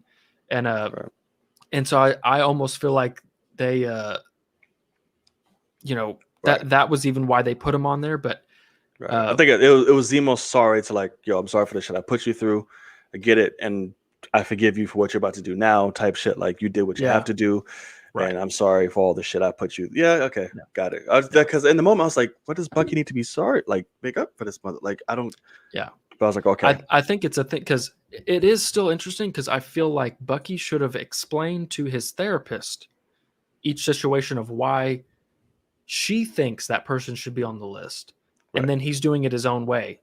So like I look at that senator, it doesn't make sense. Not the same sense as the Asian guy, obviously. Like, hey, I killed your son. I need to apologize. Oh, it's yeah. not I just think it's like this senator made me do fucking tons of shit. Right. So now I'm taking y'all ass in. And so, but I feel like the therapist would have told him like, hey, how about you just not, go through the theatrics of it and just go arrest her. And he's like, no, so you know what I mean? But like, I don't know. I'm interested because that's one thing that obviously has to happen in the finale is going and talking to his old buddy. Right. That's going to be rough. That's going to be very rough. And I don't know if I'm ready, but we will see. But then I'm not even going to say anything poopy. I know. I don't know. The thumbnail of the live says Falcon is Cap. I'm not going to say it at all. I'm not going to say it at all, poopy. But and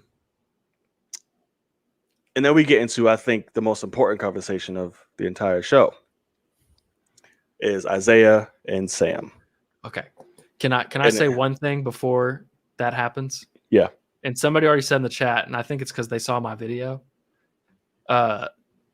What's Isaiah's grandson's name? Do we remember his? If you're going where I think you're gonna go, I was literally about to say that shit before we started. That shit was hilarious. So fucking mad that they didn't CGI that ball to hit the rim or something. I'm like, bro, you talk all that shit, and then you just go air balls. Like, I'm like, isn't that kid possibly a young Avenger in a couple years? He is a young Avenger, yes. And so I'm like, they're going to just let him airball the fuck out of this. Not even close. Completely. And like, because that even tells you that the actor, like, It's that poor trash. kid has never played sports. He's been in acting school his whole goddamn life. He just Never. looks He might as well like shot the ball like this. yeah, or like like fucking or granny. Like I don't know. Right. Do the underhand. My God, man, I was like, as soon as he airballed, I was like, I cannot believe they didn't just immediately yell cut and say, run that shit back. How fucking dare you airball? Right. If I was Like- Sam and saw that, I would turn up like, bruh, you just try to step up to me right now. You fucking airballed. Don't say He shit should to be me like, no more. give me that ball. Let me just Right. go ahead and jay that Don't shit say up right shit quick. to me no more. He's like, hey, yo, where you going? See your granddaddy, motherfucker. I know. All right, here in the back. Yeah. He should be like, Right. Right. But yeah, Kick his so I leg just up in had the back too. I had to say that because it really is one of the best scenes, that we've seen in this show with Elijah and Sam. But god damn, I can't believe they let that get. Or what's his name? Sorry, Isaiah. Sorry. Elijah. What? Oh, I see Eli. His name's Eli. That's the kid's name. The grandson. Yeah. And so that's what I was like. I can't believe they would preface that with an airball. Yeah, it's pretty hilarious, but get deserved because he plays hard too many times. Yeah. But yes, so a great heart to heart, and like immediately he was like, I'll leave it covered up, brother. Like I don't need to do none of that. Oh god. And it's such an interesting parallel that I was like, holy shit, that they set up and did this with. But just having a story like America's acceptance, the history that Isaiah went through, just being black, and how all that hope all America wanted was the blonde hair, blue eyes, like none of that. And he's like, yo, Steven put you in jail. None of that. Yeah. But like the idea of him did. And it's like I was a testing ground for all that shit. Yeah. And like they didn't let me talk to my wife at the time. Somebody took pity on my ass and declared me dead because I was just immediately tortured. I had a whole thing of brothers, family, essentially, get dosed up with different strains of this. They all died up except for me. They took me, fucked me up. She had pity on me, declared me dead so I could live some kind of a life. Yeah. And the parallel that I love, and I was like, holy shit, that gets me, is because when he told his story about the POWs, by his brothers being held captive and busting out of jail against orders and shit, going to go save them. And it's and bring them back. And it's the exact same fucking thing Steve did. That made him Captain no America. Repercussion. Right. Yeah. But his ass got thrown in jail. Yeah. I was like, so good. I commend this show because this show touched on some shit I did not expect it to. They didn't hold back. They didn't pull punches. Even to the point, like everything that you just said is like exactly what you like. They're not holding back. But the line that got me where I was like, oh wow, like they're letting this shit feel actually real. Yeah. Is whenever he said something, he was like, don't act like you're Captain America just because you've got that white man shield. Right. And I was like, God damn, that's like got that white man shield. And it's like and because it is a thing. Like it's something obviously I didn't think of this before because I don't have the foresight, but like there are most definitely going to be a ton of Black Americans that go, why the fuck you carrying that shield around? Right. What have they ever done for us? And like even his own sister was saying, like to Carly on the episode before, like, I don't care about the mascot. That country never did shit for me. Basically, like I was like, it's genius. And it's Isaiah's last line that puts that together so well. It's like, listen, America would never let a black man be Captain America. Yeah. And no self-respecting black man would ever want to be. I was like, and because that immediately made like Sam's got to make a decision. Fucking crazy. Straight up. And that made Sam think like, he's like, yo, I'm coming home. Like, as like, I can't, like, I shouldn't, like, it spoke so much realness, and you can take different sides to that. You really can. Sure. No, and it's like everything he's saying is 100% fucking true. Yeah. Facts. Yeah. But at the same time, it's like all the more reason not to fucking give up and keep fighting that shit is make that what it is, which eventually Sam does. Right. And I like what Sam says later on, where he's like, if I went through exactly what he went through, I'd be saying the exact same thing. And that is the truth. And All to the a more point, reason for me to fight for it. right? And to a point, I mean, it is the thing. He grew up as a young black kid in America, and it does seem like they're kind of setting up that Louisiana, the neighborhood he grew up in, was very close. Everybody's tight knit, but like, Yeah. obviously he dealt with racism growing up, so even he could justifiably say, the same thing. He could be on that side. Yeah. I went through enough shit that I fucking hate, this country, and because it kind of seems like his sister feels that way.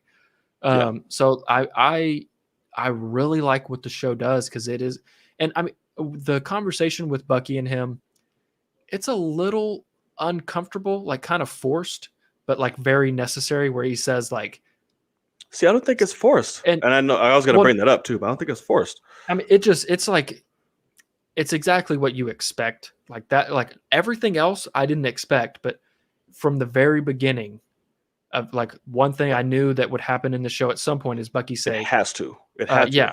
And so I was just like, okay. I mean, it's obviously true. Right. There's no way around it, Yeah. And what I like about it is, even to the point, Steve Rogers is perfect in every aspect, but even he can't understand what being a black man in America is like. Yep. And I like that a lot. And I think that is why, even though Sam keeps getting his goddamn ass beat, and it frustrates me, but like, that's kind of the point, is a normal black man is Captain America. He is the best of us. And that is something very special. And that's something that we need to be praising massively. Yeah. And this show has quickly made Sam one of my favorite MCU characters for sure. Most definitely. Like, truly amazing. Just everything he symbolizes, everything he stands for, the speeches that he gives, how he helps people, the advice he gives. I'm like, they're doing such a brilliant job with him, and I absolutely love this character. And it helps that Anthony Mackie is doing the delivering, because he's fucking amazing. He's charming as hell doing this. And you believe him. Like, you empathize with everything, and you hold on to everything that comes out of his mouth. Like, he's speaking with Bucky, and he's like, you're not fucking amending, you're avenging, bro. Like, yeah. It's like, I'm sure there's one person on that list that needs, something done, or some kind of, I forgot what word. Service. Yeah. Do the work. Yeah. Like, it doesn't matter what fucking Steve thinks. Yeah. You gotta stop looking at other people that are telling you what you're worth and shit like that. Like, I was like, holy hell. Like, he's been dropping gems this whole fucking season. Yeah. It's like, I love this character now. And that's what makes me so hype for him to be Captain America. And it gets, through the whole montage when he finally accepts the shield, that whole training montage and everything the rest of the season, it got me a little emotional, because, like, one, it's a beautiful thing to see. Like, you have a black man being Captain America. Yeah. And through the montage, they snuck in different things that was meant to resonate with you. Like, the first thing was Bucky for me, and which made me realize why it tied back to what he said to Sam later when he's sleeping and the nephews are playing with the shield. Yeah. And Bucky notices it, he stinks, and he has a little smile. That made him realize the importance of Sam on that, to having that shield, and what that means to people like him. Yeah. And that's why he was kind of weird a little bit when he went back to him and kind of think. And that's why that that apology came back after the fact, which I loved. Yeah. And then the second is, after he was done training, his nephew literally coming up to the shield and like having that moment and touching and stuff like that. It's like, it's so good, so amazing. It's so symbolic, and it's just, you root for it, and it's beautiful to see. You got a black man, literally the face of America, and that's some shit you would never have seen in thousands of fucking years. But it was amazing. I loved it, except for that completely obvious and horribly planted slow motion stunt double of Anthony Mackie doing the somersaults in the forest. Yeah. I was like, why did you go so close where we could see his face? Yeah, it didn't look like him at all. It was slow-mo it. Yeah, and he was so much more lean than like Anthony Mackie's like swole as shit, and this guy's like a gymnast. And I remember with the trailer when they showed that clip of him doing that final flip and he catches it, I like went frame by frame, and I was like, it's an obvious face swap, and it's okayly done. Like it's like not great, but in reality, it's a really quick, yeah, shot, done fast. It's great, but slow down. Slow down. That was really funny. But no, I really liked what having that Rocky kind of scene where it's like him just kind of getting into it and like I got to pick the shield back up and actually figure this out. And no, I almost wish they held on the shot longer of the kid going along the lines, because it's such a powerful shot. Like that right there could be the shot of the series when people go back, start calling back to it a year from now. They're going to be posting gifs of that on Twitter. So I really, really like everything that we're seeing with it, and then even to the point of when Bucky sees the kids, I was like, I love that it's like he's smiling because he's obviously realizing what it means to those kids, and then but also he's like, that is what Steve wanted that to be, right, for everyone. He wanted people to see that and be happy, put a smile on their face. And that's why he freaks out, because they give it to a legitimate soldier, a black ops soldier guy that's walking around using it as a weapon, not as a defensive situation, but as a literal like murdering device. And it's like, nah, man, that's not what this is about. And that's why if you want to go back to the beginning fight scene, I love that he picks it up and he's like goes and drops it, and he's like, drops on Sam. He's like, here, motherfucker. He's like, don't fucking lose this shit again. Yeah. Basically, he's like, because that's the whole point of why they've been together this whole time. I want you to have that fucking shield, you piece of shit, is kind of how he's feeling. Yeah. And he's like, Steve wanted you to have, like, pick it up. Exactly. So no, I dig it a lot.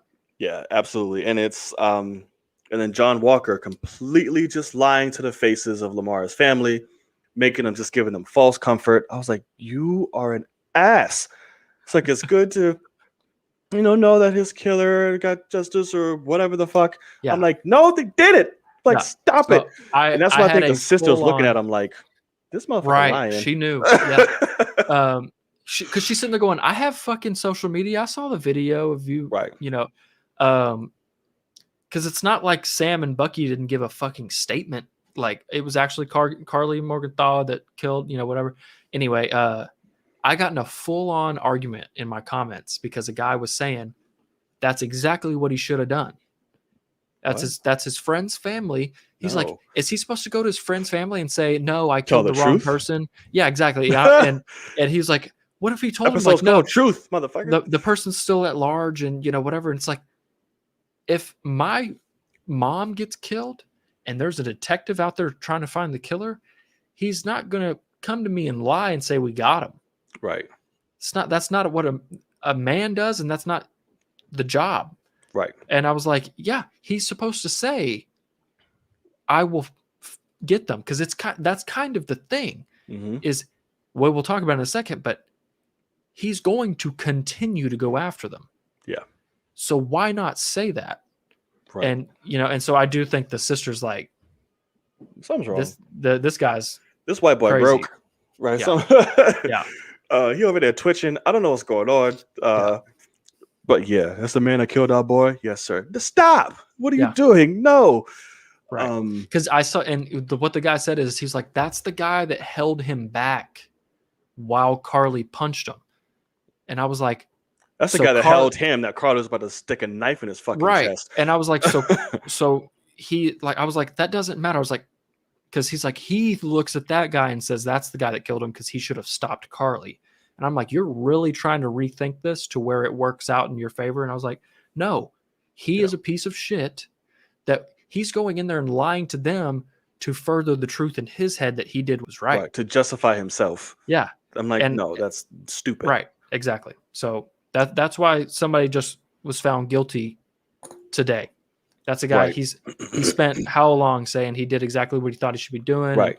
Whatever. And let's call out all John the things Walker's that guy in jail. did wrong. Yeah. Right. He should be. That's the thing and that's kind of what they say is if it wasn't for everything that you've done, you'd be out in prison. Here, brother. So right. Because that's what Sam said too. Is like, listen, they'll at least consider your record. Like, just turn yourself in, just chill out. Exactly. Because this motherfucker still firmly believes he is Captain Captain America. America. Yeah. He said it Crazy. 3 times in this, not 3 times, 2 times in this bitch. I'm Yeah. Captain America, and then after the jury's like, they just don't know what it's like to be Captain America. You don't either. Right. So I'm like, oh my god. And he's gonna go make himself a fake one. Right, But a faux shield. That. Yeah, Oh my god, that's pure desperation. But and then also the Bucky and Sarah little flirtation connection. I love it. I'm like, no, he already has a piece of the ass back in Wakanda. Get out of here. Unless there's an open relationship, you can get you some Sarah until Io comes back. He is not Io. No, they better. That's what I wanted. That's a couple. That's one he needs to be with. Io. I love. I mean, I do love it, but of him, brothers-in-law, like, well, and like him having a family, right? Like, because that's the Io's never gonna have a family. Okay, and so that's true. And so I love the idea of him adopting those kids, and like, oh yeah, that would be You know what? Yeah, you're right. I'll take it. Yeah, I'll take retiring to rural Louisiana. Right, that'll be nice. I love it. Oh, then him and Sarah gonna sail away on the parents' boat and shit. Let's go around and exactly. Show. Oh, there you go. Okay, I ship it. Clearly, Bucky has jungle fever. I'm not mad at it. On whichever Wakandan or her. Yeah, he like him some sisters. Go for it, Buck. I love it. I think it's fantastic. Right. Go for it. Have fun. And I got to admit, it was so funny. Like every time, like as soon as he walks up, he's like, "Hi, I'm Bucky." I'm Bucky, and she's like, "Oh, hi." She did the pause. She was like, "Yeah." Oh, hi. Yeah, and he's like, he's just smiling at her, like, right. Hi. And then again, he's like, "Hey, Sarah." I love it so much, and Sam's like, "Don't flirt with my sister." I love it so much. Like I thought that they were just kind of like with my sister. Yeah. Carlos chop you up. I don't know who the fuck Carlos is. I know. I don't want to meet Carlos, but right. No. And that's the kind of shit that I mean is like you got him working on the boat, and like like when he wakes up, sees the kids, and he's like immediately like, I know exactly where Sam's at because he's over there working on that boat. He goes and helps him. They don't even say a word, and they just kind of start doing stuff. And like when Sam like looks up at him, is like kind of nods at him, like I appreciate you for coming and helping me. I was like, that is I what love I the relationship. want. Yeah, it is so damn good, and that's the moments that like really stick with me with this show. Yeah. The action's great. Obviously, seeing John Walker murder people is crazy, but like it's when they're sitting there on the boat that like I really, really love. And it's the character moments of them being they're just sitting there in front of the house. Yeah. I mean, I really Bond fully like they're playing catch. Right. With a shield. But like they're literally just talking. It's like they're throwing a football, just kind of talking. And now it's fantastic. Like, so what are you gonna do? Still having nightmares? Yeah, man. Still every damn day. I know. What's going on? I'm like, Jesus. Just chilling. Right. Yeah. I absolutely loved it. And it's we didn't talk about shady ass fucking Sharon. Buying out fucking George St. Pierre and fucking giving it to the Flag Smashers. So this is one thing that's really funny. I am retarded, first of all. That scene hits, and I start talking, and I can't hear what she's saying because I immediately knew that she was a villain. And the reason why, I think I've said it on here before, but she's on the phone, and it's a French guy, and it didn't click that that's who she was talking to, but it's a French guy, and so she like takes the phone away, and I can see the back of the phone, and it's not an iPhone. And Apple does not allow villains to use iPhones in TV or movies. It is a policy. Apple does not allow iPhones to be held. So like, that's why I don't want to say it for anybody that hasn't seen it, but there's a murder mystery that came out recently, and it's a dead giveaway right off the bat if you look at cell phones. And so there's a murder mystery off the let me see here. Are you talking about Marvel shit? Are you talking about real life? I'm so confused. Type in the chat there. But it's a hilarious Apple kind of policy. That they do not allow. They only allow good people to have iPhones in any medium. And so she turns around and it's some ugly ass like HTC Android phone, and I was like, she's a That's fucking so stupid. it is. And I was like, and so I didn't even hear the conversation What? because I'm sitting there going, she's a fucking villain. I was like, oh my God. And of course she's calling Oh my god. Batroc and Doubling his so, fucking pay for the first time. right. And so what is she up to? Who does she work for? Whatever. But know. yes, so Oh, this is a thing. So I have an idea, and I read this somewhere, and it kind of confirmed it a little bit. Okay. That she is the head, which is another thing that Seinfeld's characters is a lead of in the comics. It's Okay. like the femme fatales or some shit like that, where it's a bunch of badass females, and she's led, and they kind of tread the line a little bit. I think Sharon might be the head of Part that, of that. because back in the shipping yard, we went back to the car, and she had that woman, driving her on top. It's like, we need to talk. We have a problem, Right. whatever. So I think she's the leader of that group for this. That's true. I don't think she's the villain, but I think she's definitely like, this life took a hold of me. I built this whole shit now. My world fucked me, so I made one of my own. Yeah. So I think that's what she is. Sure. No, I'm down for that for sure. So I'm interested to see, because the more I think about it, the more kind of nervous I get, honestly, of like, they still have a lot of shit to tie up in this finale. And like, she is one of them. Like, we need to see what she's up to, because she's obviously so she's up to some shit. Yeah. So hopefully they get to kind of explain all that out. Oh yeah, I'm sure they will, and I'm sure they will beautifully. And I cannot wait to see this fucking Wakandan suit. Gassoon tight. Oh my God. I'm sure it's gonna be. So it's a Captain America suit, right? Oh yeah, for sure. So because it was requested by Bucky, so absolutely. Right. So I said in my video, I was like, as soon as Bucky opens it, I was like, I'm surprised he's in, like, well, God, I'm glad I said yes to this goddamn shield, because this is a Captain America suit. And I saw some white when he opened it. I was like, yeah, where the colors? I saw some white. I'm like, okay. Yeah. So I think it's a full like suit, wings, all that shit. And oh my God. I'm really excited, because that also immediately now, he's much more of a badass. Thanks to the Wakandans having vibranium. I mean, right. Vibranium suit. You can start. Yeah. Go at it. Yeah. I mean, because fucking Black Panther has vibranium cloth. I would guess they might have given that to, Falcon as well, so he could technically get punched by something or shot by someone and it just bounced right off. Yeah, his whole suit is for sure vibranium. So, absolutely. That's 110%. Which is great, because now Tony's gone. So make sure you're a new fucking supplier of everything. What? Yeah. Come on now. Yeah. Absolutely. I'm here for Wakanda sponsorship. Right. Facts, of course.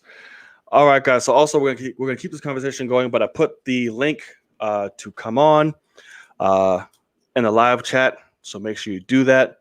Listen, as much as we love y'all, let's get more than just Ronan and Jay King in this bitch. Y'all are watching. We got 12 people in this right now. All right. Y'all come in, hop on. Where Kenya? Didn't he get like a mic or some shit? I know. What happened? What's going on? But what he just said is true.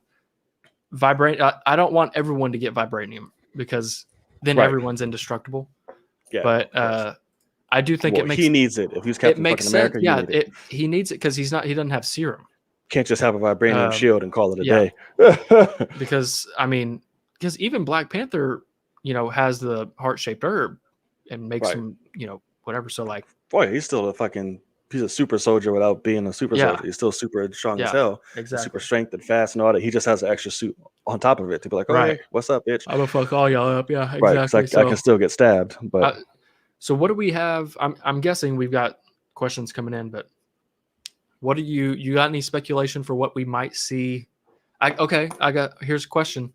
Mm-hmm. Once again, does John Walker make it out? Yes. Okay. So you're changing your tune. I'm changing it, because now with the setup of Val, yeah, I agree. He's definitely making it out.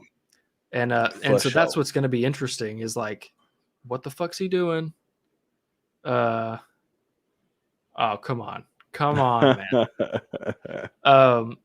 But yeah, like he's got this, because like that shield, somebody was like, oh, he's using his medals of honor. So like, that's really strong metal. I was like, what is it? It's steel. I was like, it's not shit. I'm like, he's welding it. So heat can melt it. Right. So like, it's not anything stronger not strong than, at all. It's stronger than the normal metal that we all use. Like, he's just out there at a shop. He basically has like an iron shield, just like I made this in a factory somewhere in a warehouse. Like, oh, this stuff looks cool. You know, it is a thing of like Taskmaster and Black Widow. I don't know what his shield is made out of. I would guess it's not sheet metal. Yeah. In a shop. But it's definitely not vibranium either. Exactly. So I'm interested to see though, man, and I will admit Flag Smashers not super invested in what they're up to. Neither. I still don't care. But we have to see them kind of get, you know, it's going to be a big fight. The new Captain America is going to show up. I hope Carly or somebody punches that shield to like pieces. It's like, yeah, I got this new shield. Like, bitch, it's fucking. Oh, you're talking about John Walker's? Yeah. Yeah. This is like, you made that last night? What was that? So it's just like, and he even spray painted it. Like, I'm like, bro, you have problems. You are not Captain America. He's a Stan. Literally. Completely. But maybe we'll get the red and black suit. And maybe. And see, he said might be titanium alloy like Iron Man. Sure. And Bucky didn't even have a vibranium arm yet, and he started digging his goddamn fingers in Iron Man's suit. Like, so it's not like that's super strong. And not all of Iron Man's suits are like that. Just a rare few in the beginning. Because you learn this lesson. It's always upgrade, it's always stronger. But that would have been dope. A thing with him and Wakandan making an Iron Man suit, that'd have been beautiful. But yeah. So, all right. So we have some people in the waiting room, and we know who they are, of course. The rest of you, what's going on? I know. Come on, stop being scary. Show your face. Show yourself, you cowards. I forgot what movie that was from. But all right. Who goes first? Ding, ding. I don't have my glasses, so I can't make y'all do something to do whatever. But usually we go with Ronan first. We're going to start off with J. King today. You ready, J. King? All right. Let's get it. Welcome, brother. What's up? What it do? What it do? So, I guess we can say we're in the final stretch. We're in the end game now. Falcon and the Winter Soldier. Right. It feels. I think this definitely feels weird, especially when we had WandaVision for like 9 episodes, and this is only like 6. I mean, we know why because the whole pandemic, but it still is kind of weird. Yeah, fuck. But I think they definitely have been doing the story well. Last episode definitely got me, especially with the talk between Sam and Isaiah. Yeah. And I'm definitely ready to see what happens. I think we can all agree. I think we can all agree that the minute that John comes out there with that Party City shield he got, that shit is getting cracked. The minute either Sam, Bucky, or Carly comes in contact with it, it's getting shattered. Use all 3 at the same time.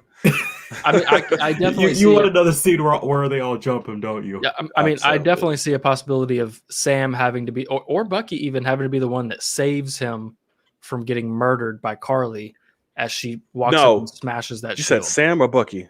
Sorry, I Either saw red when you said that. No, it better not be Bucky. Well, but not be Bucky. But Bucky hates him. You know, so you're not about to get your ass whooped by this man and then go save him. No, it better not be Bucky. Okay, I swear. I do have another question I just thought of. He has a broken arm. Anyway, let's continue. Super soldier. He's a super soldier. Like a week or some shit. Yeah. He's in a sling the whole episode. Yeah, that was like the day after. It'll be fine in like a week. It'll be back to normal. Like, okay. I'm fine. Right. I mean, if he's okay to start welding, I'm guessing. I know. Yeah, they kind of just forgot about that. Maybe there's a little time gap. Yeah, y'all are right. Right. So it's like, hey, dude, but sorry, brother. Yes. What was your question? Sorry, went off on a little tangent. Okay. So question that I have is actually regarding to guess maybe what we might see in regards to the aftermath of this whole thing, because we all know Sam is finally going to take up that Captain America mantle. It's obvious that suit is in that Wakandan case. I'm so pissed off they didn't show it, but Right. well, You know it's what's gonna Marvel. happen. It'll be They an can do awesome it. reveal. Right. But my question is, with however this goes, be it Carly be alive, be it John still be alive, be it however this is going to go in this finale in the next couple days, in regards to Isaiah and his grandson Elijah, do you guys believe that the ramifications of Sam taking up the identity of Captain America could either like maybe have Elijah think, maybe I can let myself be known to the world, because in the comics, everyone knows he was the first, African American Captain America. They found out after a while. Yeah. Do you think that could happen? Or B, do you think that it's going to actually encourage his grandson to finally start deviating down to the role that he is meant to be in, becoming the Patriot, leader of the Young Avengers? Like, do you think Sam doing this is going to cause all that? Yeah. Very good question. Very good question. Do you have any thoughts on that before anything? Thoughts on that? I mean, before last episode, I thought that, maybe, Isaiah would be okay with letting his whole thing being known. But after that whole scene, I'm kind of okay if they don't know. I mean, if they do, I'm fine with it. If they don't, we'll see. When it comes to his grandson, I definitely think that, the ramifications of this are going to, maybe inspire him to take up, to be inspired by what Sam does and then become Patriot. If not then a little bit later. Okay. Touche. Thank you as always, brother. That's an amazing question. Where can people find you? Okay, well, never had to plug myself before. Okay, let's see. Well, I'm usually on Instagram. You can find me at jking_ZIO. You can find me there. When it comes to other places, I'm usually on the streams with Akasan. I have, as you have found out, I do a few of his thumbnails for him. So you can usually find me on Instagram, on Twitter. It's jking_01. Yeah, you can find me at those places. There you go, brother. All right, so make sure y'all go link them up. Yes, sir. All right, brother. Appreciate you stopping by, man. Good question again. Thank you. Yes, sir. See y'all next week. Yes, sir. All right, that's a damn good question. I know. What are you thinking? I think it can down the road. I think it obviously won't be an immediate thing. Yeah. But I think they can have ramifications down the road for that after seeing the success of Sam and things like that, or depending, whichever way it goes, because we still don't know how this narrative is going to play out in the future once he takes the mantle and you have a black man in front and people actually see that now. Yeah.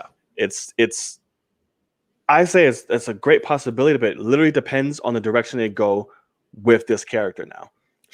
Of Sam as Cap. Yeah, I mean,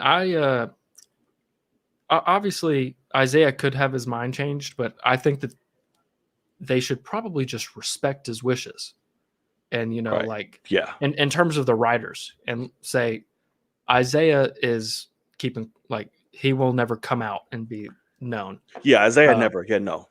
But I do think it makes sense to have his grandson somehow, some way, eventually come in.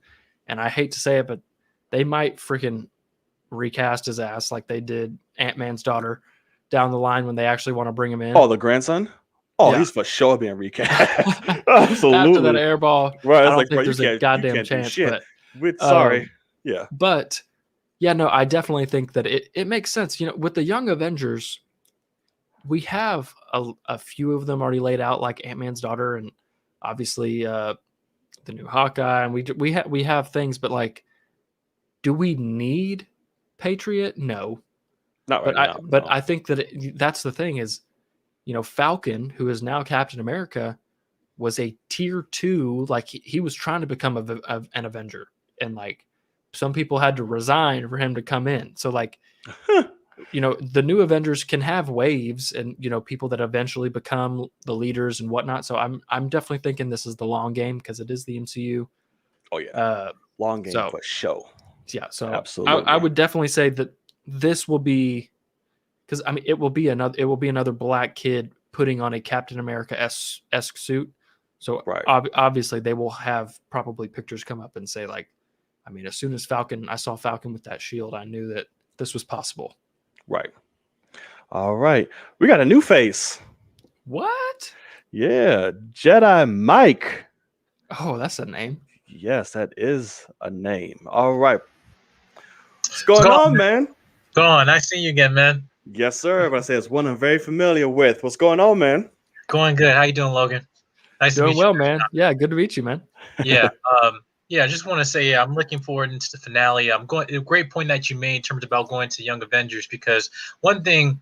Now, some people can claim that Marvel going woke and stuff like that. Now, you can compare Young Avengers with Teen Titans, but I gotta say, Young Avengers is more like they got Wiccan. Well, you got Wiccan and Speed, Wiccan and Tommy, like predominantly gay character of all Marvel. Yeah. So I knew before I'd like the finale, WandaVision, like there's no way they're killing his ass. I'm like, like people be pissed, but Yeah. But you're targeting also having the Patriot, and I also believe, they're recasting his ass, and also not trying to make this a colorism thing, but you look at Isaiah, you look at his grandson, I'm like, okay, something's mixing up here in terms of skin tone here, but I'm not gonna make that point.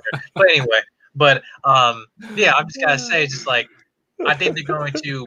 There's difference from in terms of Sam picking up the shield, and I do believe they're going to respect his wishes for Isaiah, because I thought that at the end of the finale, when he publicly, I think Sam's gonna make a speech just like Steve made a speech in the Winter Soldier. I think he's gonna have like a final talk to the American public, him as Captain America, because we hear some like voiceover from him in the trailers, talking about the price of freedom is always high. Love that line. But I thought that was gonna happen was him honoring, like, I think first I want to give him like Isaiah the Medal of Honor or something like that, or like honoring his legacy for that was not being appreciated. But it looks like they're not going to go that route, because it's just like, because like I said, they know at first the moment I come on screen, I'm going to be dead tomorrow, and he's right. He's right. Yeah, of course. But I think that having Patriot in the Young Avengers, I think that will be a difference for having a black male being Captain America, and then also what it means for you to be a black teenager in America as well. Be different in different sectors. I feel that they can target that. And then they got Kate Bishop, Stature. They got Ironheart going there. So it's like no matter. And also they might do Kid Loki, because also Kid Loki was also part of the Young Avengers too. Sure. So there's a whole bunch of stuff that I think that that they can do, but just depending on what direction they're gonna go, might be the best. But yeah. Okay. Dig it, man. Yes, sir, for sure. I dig all of that, and I dig that setup. You make a lot of good points for future projects and people. Yeah. Because I just thought of how, if they do bring him in to be Patriot in the Young Avengers and they keep Isaiah alive, that dynamic of like, your grandfather's like, boy, what the hell do you think you're doing out there? Like, you are high as shit. And like, I could definitely see like that could be beautiful. It could bringing Isaiah in to just be that guy again and really be someone that's struggling to, love this country, because why would he? And then you've got your grandson fighting for it, and he's like, man, fuck all that. Like, I could definitely see that. So yeah, I'm even more especially into it. going to with the whole story of John Walker about him being addicted to, I guess I want to be Captain America. Yeah. Well, Patriot, he also has an addiction storyline, just like Roy Harper did in DC, like where he was addicted because Eli, he doesn't have no serum in the system. Yeah. Everyone thought he did in the comics. I mean, like when he first started out, but he got addicted to this like mutant enhancement in the comics, and he kept taking it, thinking that, I'm nothing without this serum or type of. It wasn't the super soldier serum, but it's the same purpose for it. But he was doing that, so that was a whole storyline of him in the story, like in the comics, that they might go, because he might be addicted, like, well, I'm not like my grandfather and stuff like that, or something like that, so they could go with that. But if it's too adult for Disney, but then yet we saw the episode 4, so I think sounds like they're not too scared. There. Right, for sure. Well, shit. All right, coming in strong, Jedi. I know, man. I appreciate you, brother. Man. Yeah, appreciate it. Hopefully, we get to see you. It's not the only time we see your face. Yeah, absolutely, absolutely. Stick around, keep the conversation going in the chat, man, and appreciate it, man. We'll see you next week, hopefully. Yeah, absolutely, man. See you, man. All right, brother. Take it easy. Peace. Peace. That was a lot of great fucking points. Love it. Love it so much. That was a lot of great fucking points. So, Ronan, are you ready? Boys, What What's a do, up? brother? Again, it's like each week we get. I don't know if it's the summer that's coming up, but it's like, all right, we'll give you a trailer. Oh, here's another show that's gonna come out. Oh, wait, hold on. Sorry. Jedi Mike, I forgot to say it. Plug your stuff in the chat so people know where to find you if you have anything. My apologies. Yes. You had us on there for all these questions. I forgot to plug you at the end. So put anything you have in the comment section. Let people know where they can find you. All right. Sorry about that, brother. Go ahead. That's all good. That Shang-Chi trailer, man. So damn good. I hope. I don't know I don't know if you guys know who's doing the music, but I hope. And from what I remember listening to as a kid, that there's this composer named, I don't know if he's still alive. I hope he is, named Lalo Schifrin, who did the music for Enter the Dragon and the Rush Hour movies. I hope he does the music for Shang-Chi, because I'm like, that's right up my alley with the Bruce Lee and Jackie Chan movies I grew up as a kid. That was a good soundtrack. That would be nice. And this again, Invincible. This episode was spectacular, even when it didn't focus on Mark Grayson and it focused on Samantha, Adam Eve. I'm like, okay, even though she's not doing full-time superhero stuff, I'm invested in this character. Yeah. And this Falcon Winter Soldier episode, I think I believe that the actor's name is Carl Lumbly. Yep. Him and Wyatt Russell. I love Manhunter himself. I love Sebastian Stan and Anthony Mackie. I love them, but those two have been, to me, the surprises, and they shouldn't be like the highlights of like polar opposites points of views in this show. Right. And they're stealing it. And I've heard those conversations before from Isaiah Bradley, both from people that I know and from my own family members that do not won't, and they're not to blame them, and they have every right to believe that there's no way that this society, this country will accept us fully one day. And it's weird. Steve Rogers and Sam Wilson, I'm not very patriotic, and it's not because I'm like pissed off all the time, but those two fictional characters are making me proud to be an American more than my own society has done for the past 20 years, especially this past few years, which today was a big huge moment. It's just weird that fictional characters are doing a better job than real life. And tends to be the case. Yeah. And my question is, what do you? I feel weird looking towards the future, but optimistic. What do you think of the new Avengers team? Not Young Avengers, I know that, but the new Avengers team that will be the forefront of this world now. Who's starting up in that lineup for you guys? Who's in with all the new movies that we're getting, the new characters that we're developing? Who's in your starting lineup? Ooh, well, who you got? Yeah, Sam is Cap. He's calling the shots, in my opinion. I guess Carol Danvers is on Space Patrol for the majority of this MCU with the route they decided to take her on. Spidey, Pete is in it. It's weird I really, really wanted to see Chadwick be in an ensemble and just see how that dynamic work out, but may he rest in peace. Trying to make me cry on camera. Man. Anyways.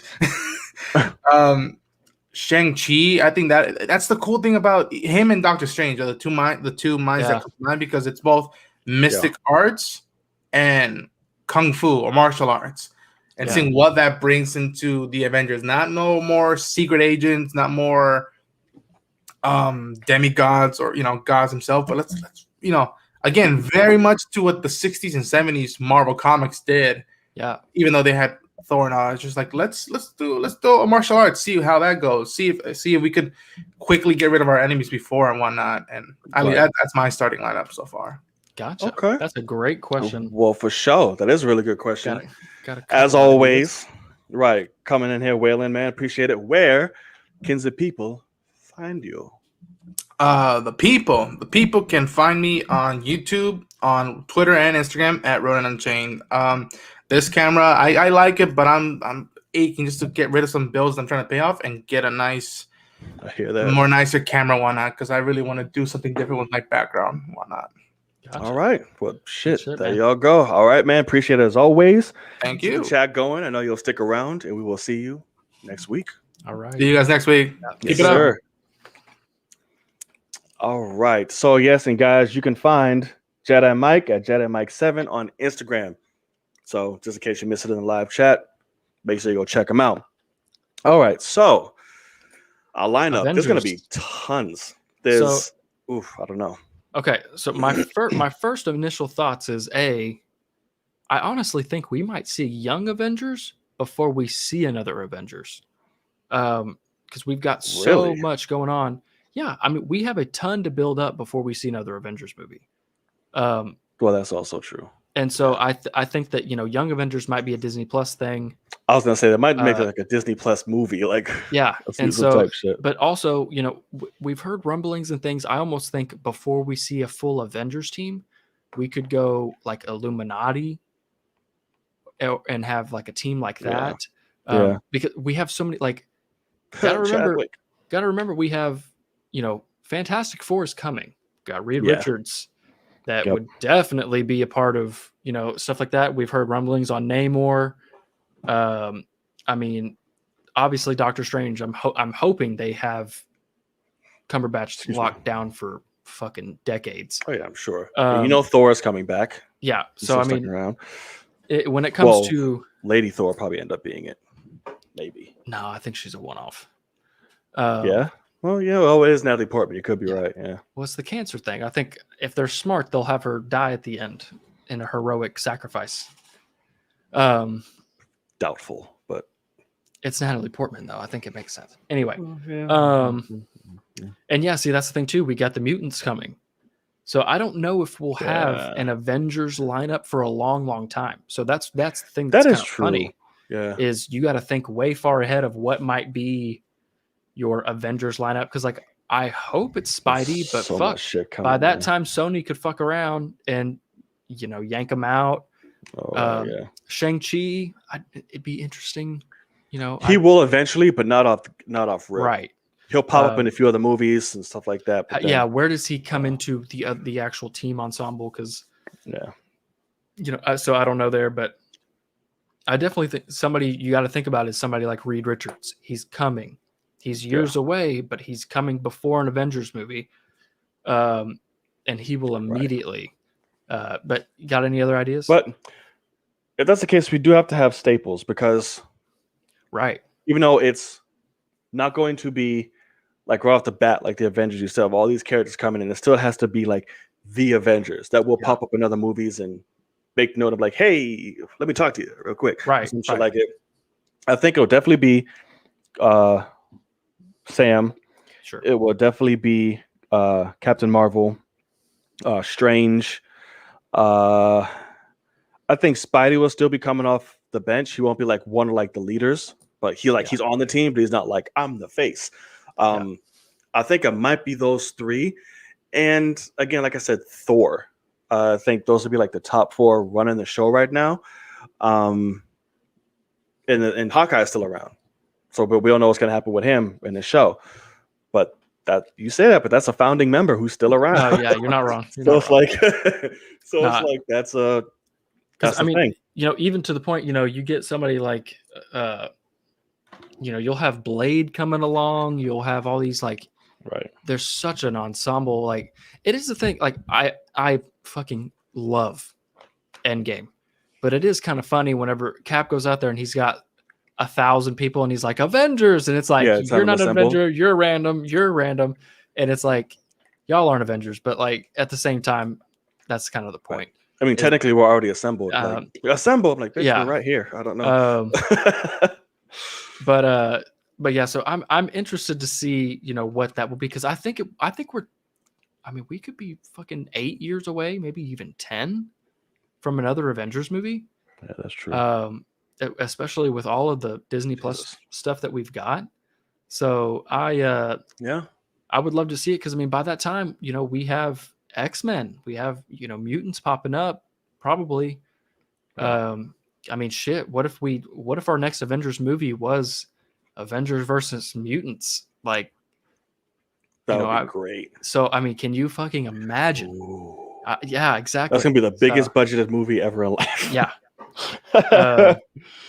So I mean, it's interesting to think about, because you got She-Hulk coming in at some point. Yep, Miss Marvel, yeah, Ironheart. So yeah, so that's the thing is I think that they're smart to have a young Avengers team, but it does become a thing of when you've got these super powerful people all over the place, it's weird to like have them show up and not the others and whatever. Like that's where the comic books made it easy is out of nowhere you could have Iron Man and Doctor Strange pop up in a Miss Marvel and all of a sudden right. All these flag smashers in New York causing havoc. I'm like, where the that's fuck? like 50 billion. Yeah.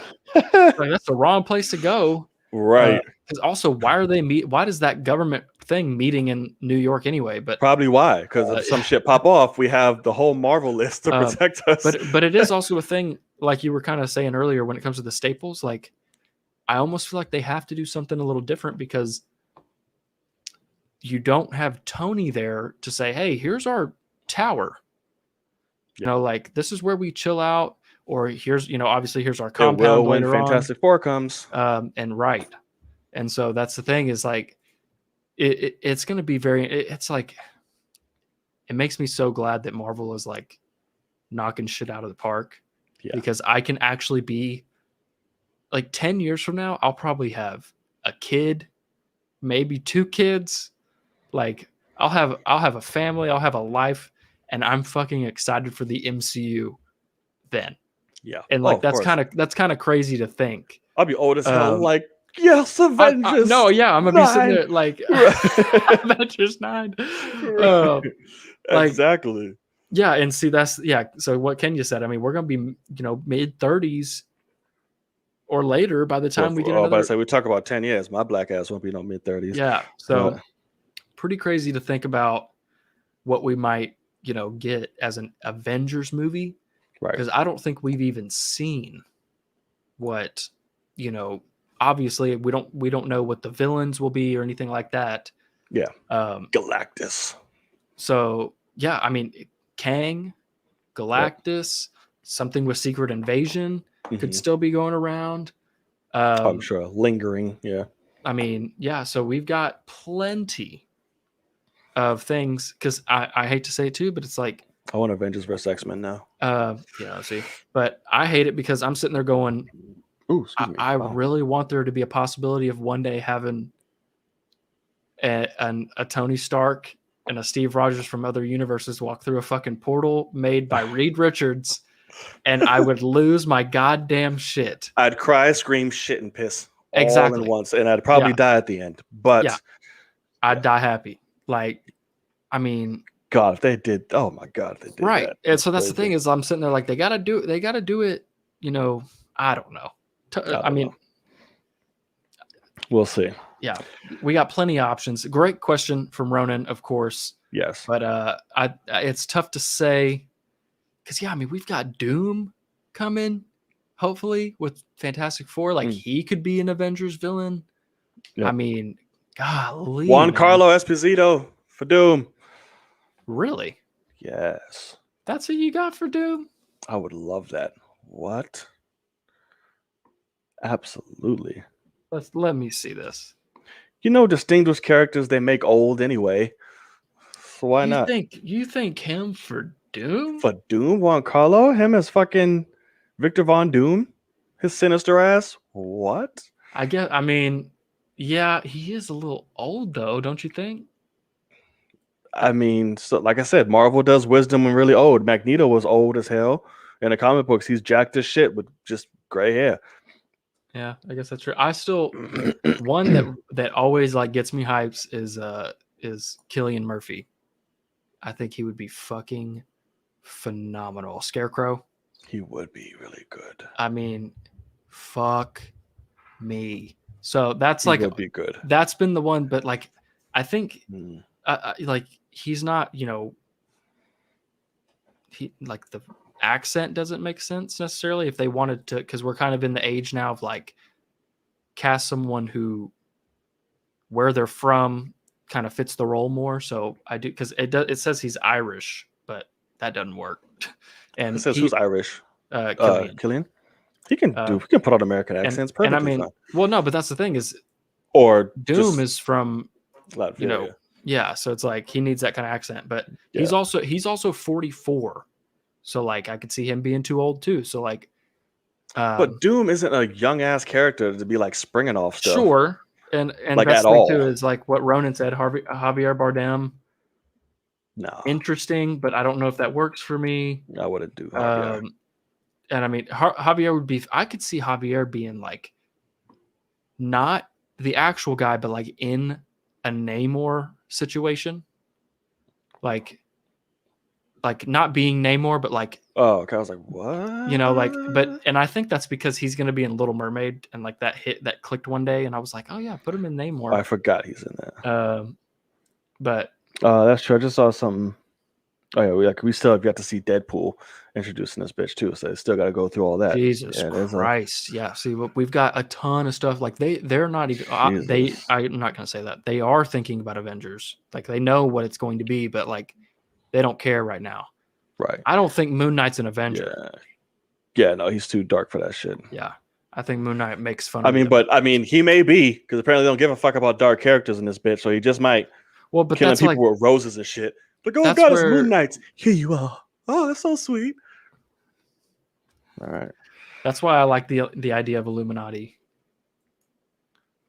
And they've been kind of trying to, like, obviously, who fucking knows if it's true, but all I've heard for years is they're trying to get something with Illuminati going.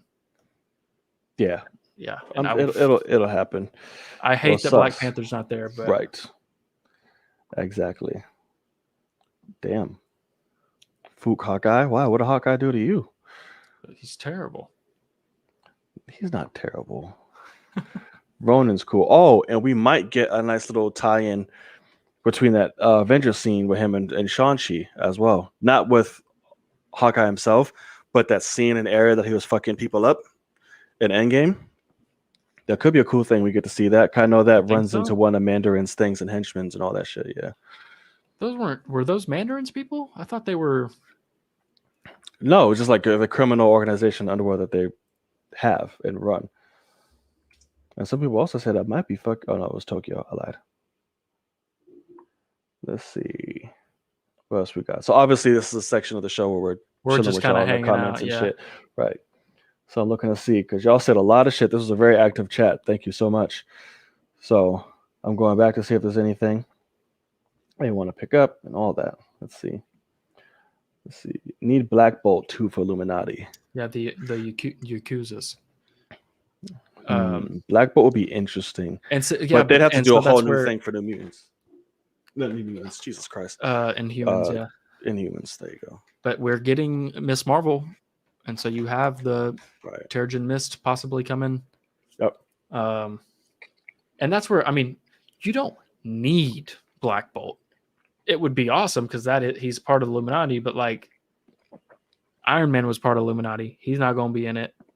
Like, right. I mean, so it's like you can have Illuminati and not have everybody. You can also swap people in and out because like I do see Blade fitting into that incredibly well. And I don't know if Blade was ever really a part of that, but he seems to fit. No, he would. He was always part of like the Marvel Knights and shit. Yeah. Him and Punisher and all these other characters. You could do Moon Knight for that shit. Exactly. So I mean, I dig it, but put Luke Evans as Namor. No. We need someone of descent. So I was gonna say, where do you fit on what is Namor's ethnicity? You can do a good Polynesian. You could do Asian type, like a mix. Yeah. But he's definitely not a white guy by any means. But you can do Polynesian. You can do Asian. I'm geographically challenged, so there's many different types of Asian cultures. And ethnicities. You can definitely go for that for the more warmer toned Asians. We'll see. Some of our black Asians, black and brown Asians, who knows? Yeah, my initial thought is something of Asian descent. I mean, yeah, for sure. Because it's not like Shang-Chi can be the only one. No. Hey, Stephen Yeun, maybe. He's too old, don't you think? You say Stephen Yeun is old? For Namor? I want Namor around for 20 years, don't you? Yeah, dude. How old do you think Stephen Yeun is? I would guess 45, 40. Did you just say Steven Yeun is 40 to 45? Oh, he's 37. I'm so off. Damn, he's 37?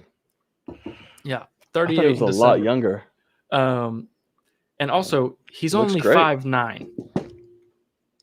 Don't be heightist. Okay. Come on, man. Okay, so maybe Louis Tan. Maybe. Okay. See, now you're getting Louis into it. Tan. Louis Tan could be good. I mean, yeah, everyone from fucking Mortal Kombat, fantastic choice. Let's go ahead and Right. drop that in there. Right, everyone from that. But Joel Towson would be hard to do though. Yeah, perfect, Kenya. Filipino would be great. Filipino would be interesting. Yeah. Filipino would be great. Yeah. So yeah, Filipino. Yeah, that's the us of Asians. Filipino. Let's see. Daniel Day Kim here, yeah, but he's up there too. What about in the age guy a that little plays Sub-Zero in Mortal Kombat? That's what I said, Joe Towson. That'll be Yeah, tough. yeah. His accent's really strong. Oh, is it? Yeah. And also not the best actor. He's really cool when he's supposed to be a badass, but there's a reason they cover his face. Let's see. Mike Mall. Who is that? Because Mike Mo. Because was it Louis Tan that said that he tried out for Henry Golding? No. That he almost got Shang-Chi. Who said that? Was that Louis Tan that said that? I don't think so. Okay. I can't remember who that was. That was just talking about how they were so close to getting it. Yeah, no, I don't think. I know he mentioned something else about a big role, but he's just like, yeah, Asians no. So okay, Mike Mo is the guy that plays Bruce Lee in Once Upon a Time in Hollywood. Oh, okay. He is built like how I would picture Namor. I'm not gonna lie. He's really good. Golding. Oh, that's okay. Malaysian. That works. I need to boost this chat. Bruce, you watching this on Twitch now? Bruce is hopping platforms. Oh, so I guess Lewis did audition for Shang-Chi. Oh, did he? Okay. Yeah. And Henry Golding, no, he's too. There's something about him that just annoys me. I don't know what it is. I know he's playing Snake Eyes right now, but I just there's something off about him. If they're showing his face, I like him more as a villain for some reason. Henry? Yeah, I can kind of see that. I think he's more of a devious kind of guy. Yeah, but I do like the fact Louis Tan being someone that tried out for another role. They are very, very known for going back to those guys like Wyatt Russell, like Sebastian Stan, like Tom Hiddleston. Tom Hiddleston. Yeah. I mean, hell, Anthony Mackie wanted to be Black Panther, and they were like, "Hey, we're not doing that yet, and also we don't want you to be that. How about Falcon?" Right. Right. So I mean, Louis Tan would be a absolute steal. Yeah, it would. If Marvel got him, and if DC's not blowing his fucking phone up, they're idiots. For who? Doesn't fucking matter. They better be finding somebody. I know. Here's two things, because I remember there was a big thing that people wanted, and I was all for this, for Steven Yeun to be Nightwing, and I was all for it. I was like, "That's awesome." Back then, yeah, right. But now people are like Louis Tan for Nightwing and shit. So I don't. It fucking work. It would. Right. Apparently, people really want an Asian Dick Grayson, and I'm here for it. All the way. Yeah. Why not? Right. Did Louis Tan play Shatterstar in Deadpool 2? Yes. Yes, he did. But we don't talk about that. Yes, he did. That movie's also just garbage. Better than you. See, garbage is strong. That movie is such a disappointment for me. They could do an unknown, Caleb. You're right. They could do an unknown. Well, of course, that is always, of course. That's always. That's always. I mean, technically, I will not technically, but a lot of people, I would guess that you are included in this, like I am. Simu is really a unknown guy. He was on like a soap opera, not a soap opera, like a. He was on some comedy show, wasn't he? Yeah, just some kind of show that I don't watch, and so it's like I didn't know him. Bruce, who, sir? Are you talking about Finn? Absolutely not. No. Absolutely not. And see, that's where I come into. I can almost guarantee you, this is terrible to say. They should have got. Don't know the kid's name, but the black kid from Stranger Things. They should have cast his ass as Isaiah's grandson, because he is going to grow up to be a fucking unbelievable actor. And if they had snagged his ass for 2 decades right now, I'd say that now that he's grown into his looks. No, that's exactly what I mean. Because he looks like a fucking grown ass man now. And, I was like, what the fuck? Who is this? I don't know how old the actor is that's playing Eli right now, but I would probably guess he's actually 18, 19, 20, and he's supposed to be playing like a 14-year-old, and he's just a little guy. I don't know. Let's see. You think we could find that out? Yeah. Eli Bradley cast Stranger Things. Cast. Caleb. Oh, he's 19. Caleb. Caleb is 19? Yeah. Gotcha. Okay. So if that's the case, it would have fit perfectly. All right. Touche. Yeah. Yeah. Let me see this. Who is this guy right here? People are saying Caleb for Miles Morales. God damn. He also looks a lot like Childish Gambino, so they are relatives. We'll see. I'm not signing off on him as that just yet. What about Sung Kang for Namor? No. Not a fan. And I love me some Han, but no. I would not like that at all. At all. But hey. Let's see. He's too soapish. All right. Cool. All right. Well, I think it's a good little spot to try to wrap it up here. Get to calling and Denzel for the next Black Panther. Absolutely not. Denzel's son, John David Washington. No. I am okay. Thank you. Thanks for playing. You do not pass 200. Go. $200. All that shit. No. Sorry. I'd riot. You're really against a recast? Yep.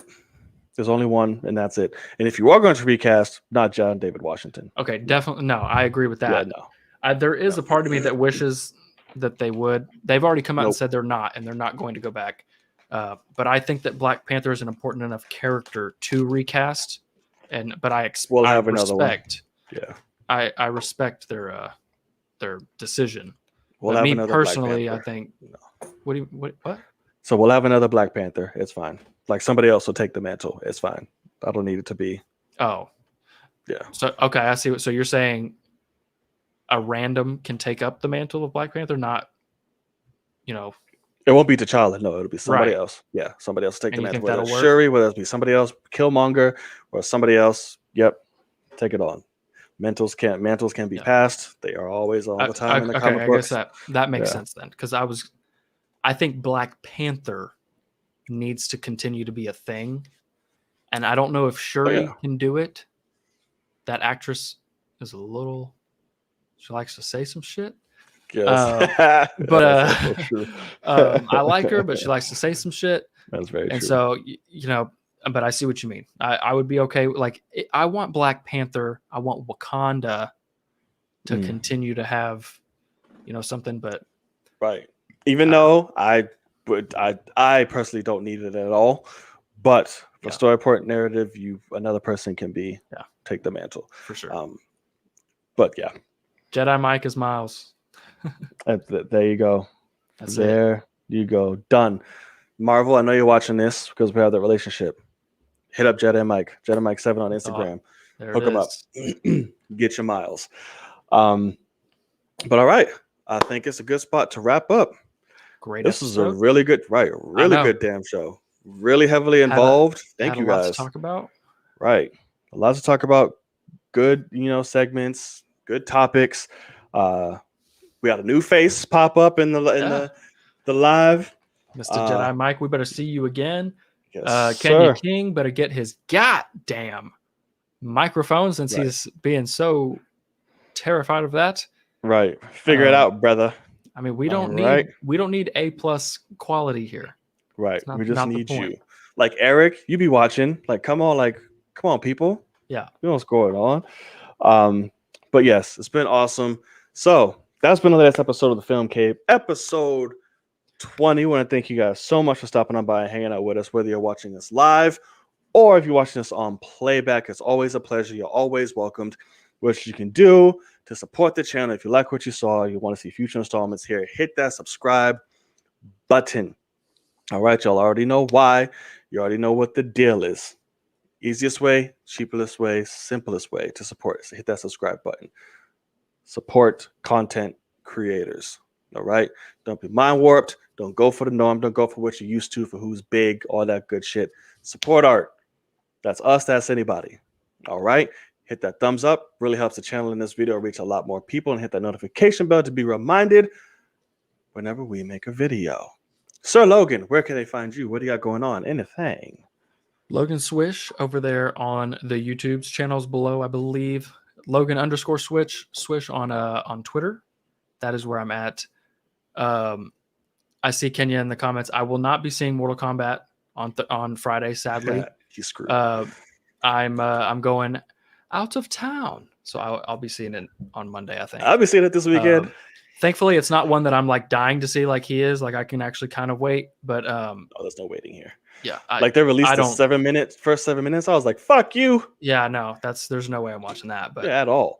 Because that's the thing too, is like I have access to HBO Max, but like I'm not gonna watch it on a small screen. I'm gonna watch it in IMAX to start. That bitch in IMAX. Yeah, so I won't see you there, and I'll be all right. But and then Falcon and the Winter Soldier. What I'm gonna have to do is I think we've planned. I'm gonna wake up at like 4 a.m. to watch it. Okay. So I can watch it, edit it, all that jazz, and then drive 2 hours to Dallas and fly out.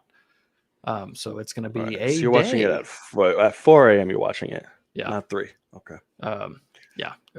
It's still kind of up in there. It depends, but yeah, I might not get a YouTube edit out. It might just be Patreon because I don't know what it's gonna be like, but we'll just have to find out. But yeah. So we'll figure all that out. Okay, well, we have a couple of things I want to plug you we have going on the channel. We definitely, so make sure you come back Friday. I definitely will be doing a live watch along to the season finale of Falcon and the Winter Soldier, and the reaction will be up some days after that, or maybe that same time, depending if I want to sleep or not. We'll see. But we'll definitely be doing a live watch along here on Friday at 3 a.m. Eastern Standard Time. So acting accordingly. The link will go up later this week. We'll be promoted. Be on the lookout for that. Tomorrow is the premiere of Live at Night. So it's my brand new talk show. Just bullshit. Talk about everything that's trending. Whatever you want to talk about, talk to you guys in the chat. It's just a place to have fun. But I'm leading it with a very, very, very important special and issue that's going on. And it's something that I commented on last week or earlier this week on my Instagram and Twitter and things like that. And people ask, why don't you talk about this? This is something that you really don't see, especially from your perspective. So tomorrow is the launch of a Live at Night special, Race and Queer, which is a discussion about race in the gay community. So that's going to be tomorrow live at 7 p.m. Eastern Standard Time. It's going to get heavy. It's going to get uncomfortable. It's going to get very real, but it's a conversation that is very needed. So make sure you come for that. And if you want to be a part of that discussion, if my fellow, community out there, LGBTQ, if you're watching this on playback or here in the chat, if you want to be a part of it, make sure you do that. Hashtag Ask LAK on Twitter to get your questions out there. And of course, we will be bringing people in live if you want to. So, but if you don't want to, because I understand it's a very sensitive topic and it will get, like I said, uncomfortable. So if you're not comfortable with that, I respect that. You can send it anonymous. I'll keep your name out of it. I'll just read your question and things like that. But it's important that you show up. So there you go. Sorry, that was very winded, but needed to get that out there. Important. Yes, sir. All right. It's your boy, Knight. And I'm Logan Swish. Yes, you are. We will see y'all in the cave. Peace. Later, guys.